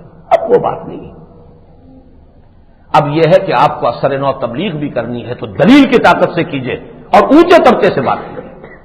حضرت موسیٰ کو اللہ نے بھیجا تو اسٹریٹ پریچنگ کے لیے نہیں بھیجا، اذهب الى فرعون انه طغى، جاؤ سیدھے فرعون سے جا کر بات کرو دربار میں۔ حضرت محمد صلی اللہ علیہ وسلم طائف گئے تو گلیوں میں تبلیغ نہیں کی، سیدھے گئے ہیں تینوں بڑے سرداروں سے ملاقات کی۔ whether they accept or reject it is a separate thing، مانے نہ مانے علیحدہ بات ہے، آپ نے گلیوں میں تبلیغ نہیں کی جا کر طائف میں۔ مکے میں ہر طرح کی ہے، مکے میں عوامی بھی کی ہے، گلیوں کی بھی کی ہے، اور ظاہر بات ہے کہ جو بڑے سردار تھے ان سے بھی کی ہے، سب سے پہلے بنو ہاشم کے چوٹی کے سرداروں کو جمع کیا ہے، یہ سب کچھ ہے۔ لیکن جہاں پہلی مرتبہ گئے ہیں وہاں جا کے کس سے بات کی ہے؟ عوام نے نہیں کی۔ تو اسلام کی طرف، اسی لیے میں پچھلی مرتبہ جب گیا تھا مولانا علی میاں مدظلہ ان سے ایک ملاقات کے لیے میں لکھنؤ اور رائے بریلی تک گیا، میں نے انہیں مشورہ دیا تھا کہ خدا کے لیے آپ اپنے دارالعلوم میں سنسکرت کی تعلیم بھی دلوائیے، تو آپ ایسے علماء پیدا کریں جو ہندو مذہب اور ہندو فکر اور ہندو سوچ اور ہندو فلسفہ، اس کو اس کی ڈائریکٹ جو سورسز ہیں، اصل جو اس کی سورسز ہیں وہاں سے اس کو سمجھے کہ کیا ہے۔ جب تک آپ ہندو ذہن کو نہیں سمجھیں گے اس کو اپیل کیسے کریں گے؟ اور آج یہی بات میں کہہ کے آیا ہوں اس مرتبہ جماعت اسلامی کی، آپ تبلیغ کر رہے ہیں، بہت اچھا کام جماعت اسلامی ہند کر رہی ہے وہاں۔ اکثر زبانوں میں اب ان کے جو ہندوستان میں بے شمار زبانیں، کوئی ایک زبان تھوڑا ہی ہے، ان کے کچھ جرائد بھی شائع ہو رہے ہیں، کتابوں کے ترجمے بھی ہو رہے ہیں، قرآن مجید کے ترجمے، یہ کام انہوں نے کیا ہے اور ان کا بہت بڑی خدمت ہے۔ لیکن میں نے ان سے کہا کہ جب تک آپ اس لیول پر، philosophical level, Hindu mind is basically philosophical, Hindu کا ذہن منطقی اور فلسفیانہ ہے، اور اس کو اپروچ اگر وہی سے کریں گے تو پھر ٹاپ کے لیول کا ہندو جو ہے وہ بھی آپ کی بات سنے گا۔ ورنہ یہ کہ آپ نچلے جو طبقات ہیں، مانک شیپورم میں ایک علاقہ ہے وہاں تامل ناڈو میں، وہاں کچھ لوگ مسلمان ہو گئے، وہ نیچ ذات کے تھے، بڑا دنیا میں شور ہوا، اس کا بھی رد عمل ہوا، لینے کے دینے پڑ گئے، انہوں نے جوابی تحریک شروع کی راجستھان میں اور بے شمار مسلمانوں کو شروع کر لیا۔ آپ کے بھی تو بے شمار طبقات ایسے ہیں جنہیں الف کا نام بے نہیں آتا، جن کی کوئی سمجھ ہی نہیں۔ ٹارگٹ ان کو نہ بنائیں، اونچے طبقات کو، فکر کو۔ اور اس کے حوالے سے آپ حضرات کو علم میں ہے، میں نے حضرت شاہ ولی اللہ دہلوی رحمۃ اللہ علیہ کی کئی مرتبہ جو ہے یہ پیشن گوئی سنائی ہے آپ کو کہ ایک وقت آئے گا کہ ہندوستان کے اعلیٰ ذات کے ہندوؤں کی اکثریت اسلام قبول کر دے گی، لیکن وہ کم کرے گی جبکہ ان کو ان کے لیول پر کلم الناس علی قدر عقولہم، لوگوں سے بات کرو ان کے ذہنی سطح کے مطابق، اور وہ ذہنی سطح ہے فلسفیانہ حکمت۔ ادعو الی سبیل ربک بالحکمت والموعظۃ الحسنۃ وجادلھم بالتی ہی احسن، چوٹی کی دعوت جو ہے وہ حکمت کے ذریعے سے، وزڈم کے ذریعے سے۔ بہرحال یہ تو میرے چند مشورے تھے وہاں کے بارے میں، کیسٹس ہیں چلے جاتے ہیں، میری یہ باتیں جو ہے اللہ کرے گا کہ وہاں بھی پہنچیں گی۔ آخری بات یہ کہ ہمیں کیا کرنا ہے، جو میں نے عرض کیا تھا کہ ٹھیک ہے ان کے لیے تو ہم مشورے ہی دے سکتے ہیں، اور سچی بات یہ کہ یہ بھی بہت ہی ڈرتے ڈرتے بہت عرصے کی ہچکچاہٹ کے بعد میں نے کچھ باتیں کہی ہیں، ورنہ میری زبان نہیں کھلتی رہی اس سے پہلے کہ میں بھارت کے مسلمانوں کو مشورہ دوں۔ ہم اپنا دامن دیکھیں، کیا کہیں ان سے، ہم نے کیا کیا؟ وہی مغرب کا جمہوری نظام، وہی بینکنگ کا نظام، وہی جوا اور سٹا، وہی جاگیرداری، بلکہ اس میں بھی وہ ہم سے آگے نکل گئے، کم سے کم جاگیرداری کا جنازہ تو نکال دیا تھا آزادی کے فوراً بعد۔ ہمارے ہاں تو وہ بھی جو سب سے بڑا عفریت ہے وہ دندنا رہا ہے جاگیرداری کا، اس معاملے میں بھی ہم سے آگے گئے، مسلمان بھی آگے گیا، وہاں کا ہندو بھی آگے گیا، سرمایہ داری کی لعنت وہاں بھی ہے یہاں بھی ہے۔ تو اصل میں تو یہ ہے کہ وقت تیزی سے گزر رہا ہے، حالات خراب سے خراب تر ہو رہے ہیں، ذرا اندازہ کیجئے حکومتی سطح پر اسمبلیوں میں ہماری کیا کارروائیاں ہو رہی ہیں آج. میں اس پر تو کوئی تبصرہ کرنا نہیں چاہتا، خام خواہ وقت کا ضیاع ہے. اس سے پہلے بھی کیا ہے تو بہت سے احباب کہتے تھے کیا وقت ضائع کرتے ہو اپنا، اور اب تو میں نے فیصلہ کیا ہے کہ میں ان چیزوں پر کوئی تذکرہ نہیں کرنا چاہتا. میرے لیے یہ سب کے سب ایک ہی تھیلی کے چٹے بٹے، سب کے سب لٹیرے، خود مانتے ہیں ہم سب لٹیرے، سب نے لوٹا ہے. ہم نے لوٹا تو کیا تم نے بھی لوٹا ہے، بس اس سے زیادہ دلیل کوئی نہیں. جواب ہی یہی ہے کہ اپنا آپ دیکھو، اپنا دامن دیکھو، اپنے ساتھیوں کو دیکھو، تم نے بھی لوٹا تھا، ہم نے بھی کر لیا. بس یہی ہے. نصف اللی و نصف الک وہذا قوم جاہلون. کیوں ان چیزوں کو چھیڑتے ہو؟ یہ لوٹو کھاؤ، کیا ہوگا اس کا؟ یہ ڈرامہ دکھائے گا کیا سین، پردہ اٹھنے کی منتظر نگاہ. لیکن میں اس پر کوئی وقت ضائع نہیں کرنا چاہتا. لیکن یہ ہے کہ حالات کا جو بھی ایک صورت حال ہے، اس کی جو ایک تشویش ناکی ہے، اس میں تو آپ چاہتا ہوں کہ آپ بھی شریک ہوں، سوئے نہ رہیں. دوڑو زمانہ چال قیامت کی چل گیا، اور اس کی ایک ہی شکل ہے کہ کمر کس کے کھڑے ہو جائیں اس نظام کو بدلنے. اصل سے فق کو کل نظام حیران ہوتا ہوں 250 برس پہلے شاہ ولی اللہ دہلوی الفاظ کیسے کہہ گئے. وہ شخصیات ہوتی ہیں، جیسے علامہ اقبال کا حوالہ میں دیتا ہوں. علامہ اقبال سے پہلے علمی اور فکری میدان میں اس بر عظیم پاک و ہند میں شاہ ولی اللہ دہلوی رحمۃ اللہ علیہ کی شخصیت. عملی لوگ اور ہوتے ہیں، اور سید احمد شہید مجاہد تھے، ٹھیک تھے، لیکن وہ شخصیت علمی جامع پورا شعور رکھنے والی واقعہ یہ شاہ ولی اللہ دہلوی. اور اس دور میں مغرب کے فکر و فلسفے کو کھنگالنے والا. ظاہر بات ہے شاہ ولی اللہ کے دور میں مغرب کا فکر و فلسفہ بھی آیا ہی نہیں تھا. اسلام کی مثبت تعبیر وہ شاہ ولی اللہ کر گئے. مغرب پر تنقید اور اس کی دھجیاں بکھیر کر اس کے فکر اور فلسفے کی، یہ کام کر دیا علامہ اقبال. اسی اعتبار سے حوالہ ہے. تو فق و کل نظام، اس پورے نظام کو توڑنا پھوڑنا، اس کے بغیر کام نہیں آگا. بہرحال جس تحریک کا ہم نے آغاز کیا ہے، اگرچہ ابھی تو آپ بھی اس کے لیے ٹس سے مس ہونے کو تیار نہیں. میں نہیں سمجھتا کہ جنہوں نے ہاتھ اٹھائے تھے ان میں سے 20% بھی اس جلسے میں پہنچے ہوں. یہ وعدہ خلافی جو ہے اس کی جواب جو ہے وہ آپ کو اللہ تعالیٰ کے یہاں کرنا ہوگا. مجھ سے میٹھی میٹھی باتوں کی توقع نہ رکھیے. لیکن مجھے یہ محسوس ہو رہا ہے کہ ایک چہ میں گوئی شروع ہو گئی، ہلچل ہے. عما یتساءلون عن النبأ العظیم الذی هم فیہ مختلفون. یہ کیا خلافت کی بات کہاں سے آ گئی، کدھر سے آ گئی، مطلب کیا ہے؟ شروع میں مغالطے ہوتے ہیں، یہ فطری بات ہوتی ہے. مغالطے جو ہے اخبارات میں بھی آج بھی ایک مضمون بھی چھپا ہے. ابھی فقاہیہ کالموں میں بات ہو رہی ہے، پھر سنجیدہ کالموں میں بھی ہوگی. سنجیدہ کالموں میں بھی ایک اخبار میں 2 مرتبہ ہو چکی ہے، لیکن یہ کہ پہلے تو خالص فقاہی انداز میں تھی، آج ذرا اس کے بعد جو آئی ہے ذرا سنجیدہ انداز میں. لیکن یہ کہ اس میں بھی ایک مغالطہ مضمر ہے، اور وہ مغالطہ یہ کہ شاید ہم ملاؤں کی حکومت قائم کرنے چلے، یا ملا چاہتے ہیں کہ یہاں پر حکومت پر قبضہ کر لیں. ان تمام مغالطوں کو ہمیں رفع کرنا ہے، لیکن یہ رفع ہوتا ہے محنت سے، جدوجہد سے. مغالطے ہیں، میں کسی کو بلیم نہیں کر رہا. ایک چیز جو ہے جو مردہ تھی، ذہنوں سے نکل گئی تھی. بیعت کا لفظ آیا تھا تو قیامت برپا ہو گئی تھی. یہ بیعت کس بلا کا نام ہے؟ وقت لگا ہے، لیکن یہ کہ وہ جھاگ صاف ہو چکا ہے. اب وہ لفظ گالی کی حیثیت سے بہرحال نہیں ہے اس معاشرے کے اندر، محنت کرنی پڑتی ہے. اسی طریقے سے خلافت کا لفظ آیا ہے تو اس پر چونکیں گے، کوئی حرج نہیں. لیکن یہ کہ جو بھی اس کے اندر مغالطے ہوئے ہیں ان میں سے میں بہت ہی تھوڑے سے وقت میں 2-3 باتیں اس وقت نوٹ کرا دینا چاہتا ہوں. نمبر 1 یہ کہ وہ تمام دانشور حضرات نوٹ کر لیں کہ جہاں تک لفظ خلافت کا تعلق ہے یہ صرف حاکمیت کے مقابلے میں ہے. خلافت حاکمیت، اسلام میں حاکمیت صرف اللہ کی، انسان کے لیے نہیں. انسان کے لیے خلافت ہے، بس یہ فرق ہے. جمہوریت کا اصول ہے عوامی حاکمیت. حاکمیت کا لفظ کفر ہے. اللہ کے سوا حاکمیت کا لفظ کسی کے لیے بھی لانا کفر ہے. اس لیے جمہوریت کے ساتھ آپ اسلامی کا لفظ لگاتے تھے. اسلامی جمہوریت کا کیا مطلب ہے کہ اللہ کی حاکمیت کے تحت جمہوری اور شورائی نظام، یہ مطلب تھا. اسی کے لیے صحیح اصطلاح جب ہے ہمارے پاس خلافت تو کیوں نہ اختیار کریں. تو لفظ خلافت کا تعلق یوں سمجھ لیجئے کہ صرف حاکمیت کے متبادل اور متقابل کے لفظ کی حیثیت سے ہے. انسان کے لیے حاکمیت نہیں ہے، خلافت ہے.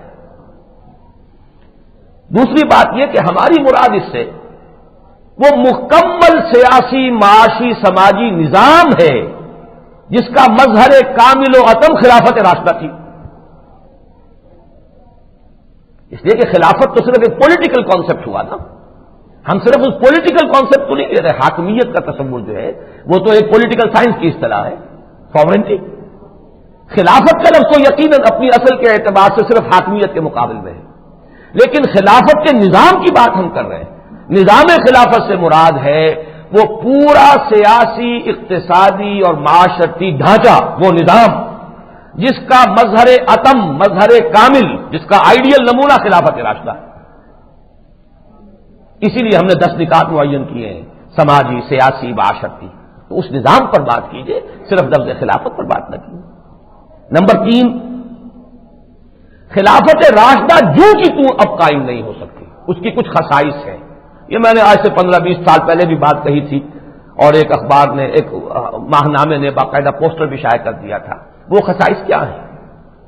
وہ خصائص یہ ہیں کہ وہ تھی حضور صلی اللہ علیہ وسلم کے تربیت دیے ہوئے لوگوں کے ذریعے سے خلافت قائم۔ وہ زمینہ تھی خلافت، جو خلافت راشدہ ہے وہ زمینہ تھی دور نبوت کا، خلافت علی منہاج النبوہ۔ وہاں دلیل یہ نہیں تھی کہ ایک ایک آدمی سب ووٹ دو، دیکھو کس کو منتخب کرنا ہے، یہ نہیں تھا۔ یہ تھا کہ کون ہے وہ محمد کے ساتھی، محمد الرسول اللہ والذین معہ۔ دلیل یہ تھی۔ اب یہ دلیل کس کے لیے آئے گی؟ حضرت ابوبکر نے پروپوز کیا حضرت عمر کو، تو کیا الفاظ کیا؟ یہ نہیں کہا یہ بڑے سمجھدار ہیں، بڑے فہیم ہیں، بڑے زیرک ہیں، بڑے متقی، کچھ نہیں کہا۔ یہ عمر موجود ہے، حضور دنیا سے اس حال میں تشریف لے گئے تھے کہ ان سے راضی تھے، ان کے ہاتھ پر بیعت کر لو۔ دلیل تو یہ ہے، یہ دلیل اب کسی کے لیے نہیں۔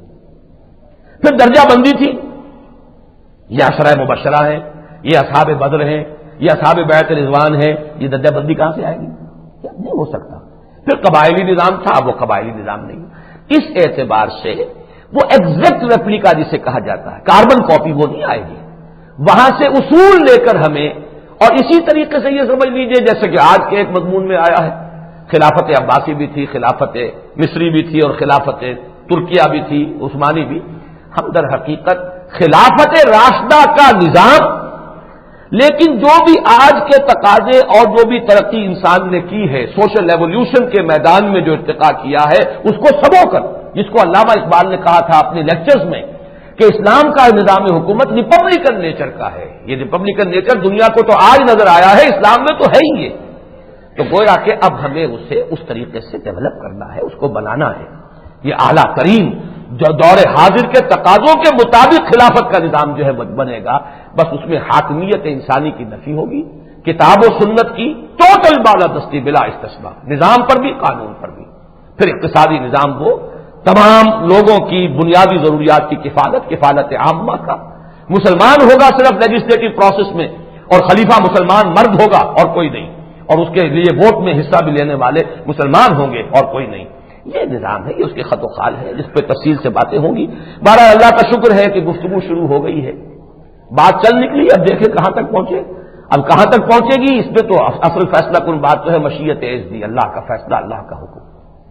باقی اس میں اللہ نے کچھ ہم پر بھی چھوڑا ہے، محنت کرو، جد و جہد کرو، کوشش کرو، اپنا جو کچھ کر سکتے ہو کر دو، پھر ہمارے حوالے کرو، پھر ہماری تائید بھی آئے گی۔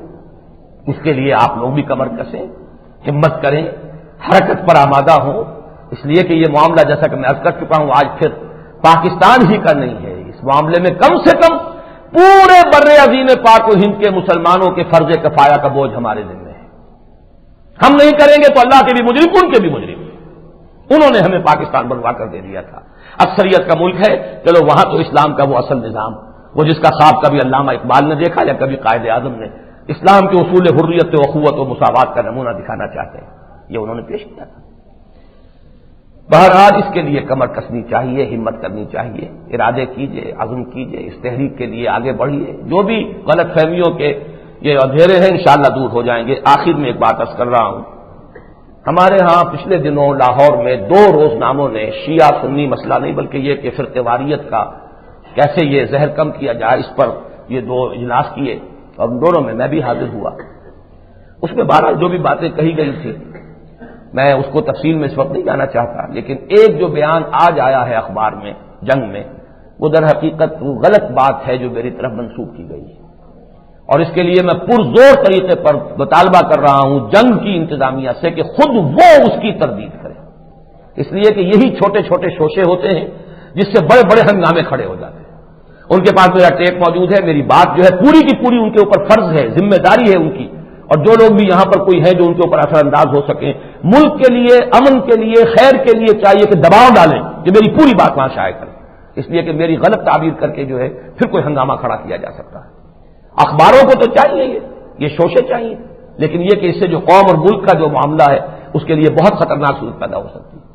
میں نے وہاں بات جو پیش کی تھی وہ یہ تھی کہ مذہبی جو بھی ہمارے مابین جھگڑے یا اختلافات ہیں ان کے حل میں جہاں اور بہت سی چیزیں ممید ہوں گی، ان میں سے ایک یہ بھی ہے کہ رجال دین مختلف جو بھی فرقے ہیں وہ خود ان کے علماء بیٹھ کر یہ طے کر لیں کہ مذہبی جلوس کوئی نہ نکالا جائے، اپنے اپنے اداروں میں اپنی بات کہیے، جو بھی کہنی ہے آپ کو، اس کے اندر آپ کو آزادی ہو۔ جب جلوس نکلتا ہے تو اس میں تصادم کا اندیشہ پیدا ہوتا ہے۔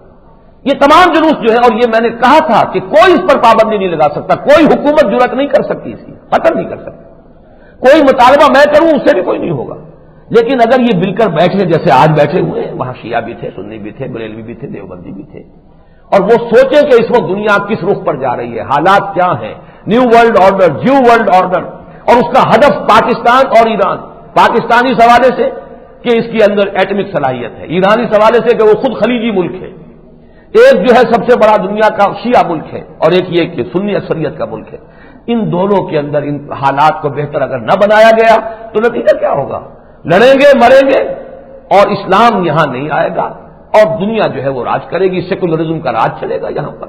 اگر اس حقیقت کو سمجھ لیا جائے تو خود بیٹھ کر، میں نے کوئی مطالبہ نہیں کیا، نہ میں یہ سمجھتا ہوں کہ کوئی حکومت یک طرفہ طور پر ایسی کوئی کارروائی کرے تو یہ کوئی دانشمندانہ کارروائی ہوگی، بلکہ یہ پرووکیٹو ہو جائے گی، لیکن یہ کہ اگر واقعتاً مختلف فرقوں کے لوگ جمع ہو کر اپنی باہم اتفاق رائے سے یہ چیز خود اپنے اوپر نافذ کر لیں تو یہ کرنے کا ایک کام ہے۔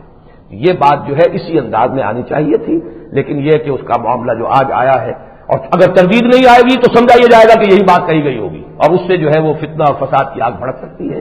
اس لیے اصل ذمہ داری اس اخبار کی ہے۔ میں چاہتا ہوں کہ آپ حضرات بھی جتنے بھی لوگوں کے لیے ممکن ہو فون کریں، ٹیلی فون کریں وہاں پر کہ اس کی بڑی واضح تردید ہونی چاہیے اور صاف کر بتانا چاہیے کہ اس کا اصل موقف کیا تھا، ورنہ یہ کہ ہم یہ سمجھیں گے یہ تمہاری شرارت ہے اور تم در حقیقت یہ بھوس میں آگ لگا کر اور تماشا دیکھنے والوں میں سے ہو، اور یہ تمہارا جس طریقے سے کہ اور جنسی جو سنسنی خیزی کے تمہارے ذریعے ہیں اخبارات بیچنے کے، اسی طریقے سے تم مذہبی سنسنی خیزی کو بھی ذریعہ بنانا چاہتے ہو۔ میں نے یہ مطالبہ نہیں کیا، نہ حکومت کو مشورہ دیا کہ وہ پابندی کرے، مشورہ ضرور دیا ہے تمام علماء کو اور مختلف طبقات کے جو چوٹی کی مذہبی قیادت ہے کہ وہ خود اگر بیٹھ کر سوچیں، میوچولی ڈیسائیڈ کریں اور یہ پابندی سب قبول کر لیں۔ اسی میں نے کہا لاؤڈ اسپیکر بھی ہے مثلاً، اس کا غلط استعمال ہوتا، تھوڑے لوگ ہیں اندر بیٹھے ہوئے اور لمبی چوڑی جو ہے وہ لاؤڈ اسپیکر لگا رکھے ہیں، مختلف اور باتیں بھی آئی ہیں، لیکن یہ کہ محض اس ایک بات کا جس انداز میں آج ایک بیان آیا ہے اس میں فتنے کا اندیشہ موجود ہے جس کا سد باب بر وقت ہو جانا چاہیے۔ اقول قولی ھذا واستغفر اللہ لی ولکم ولسائر المسلمین والمسلمات۔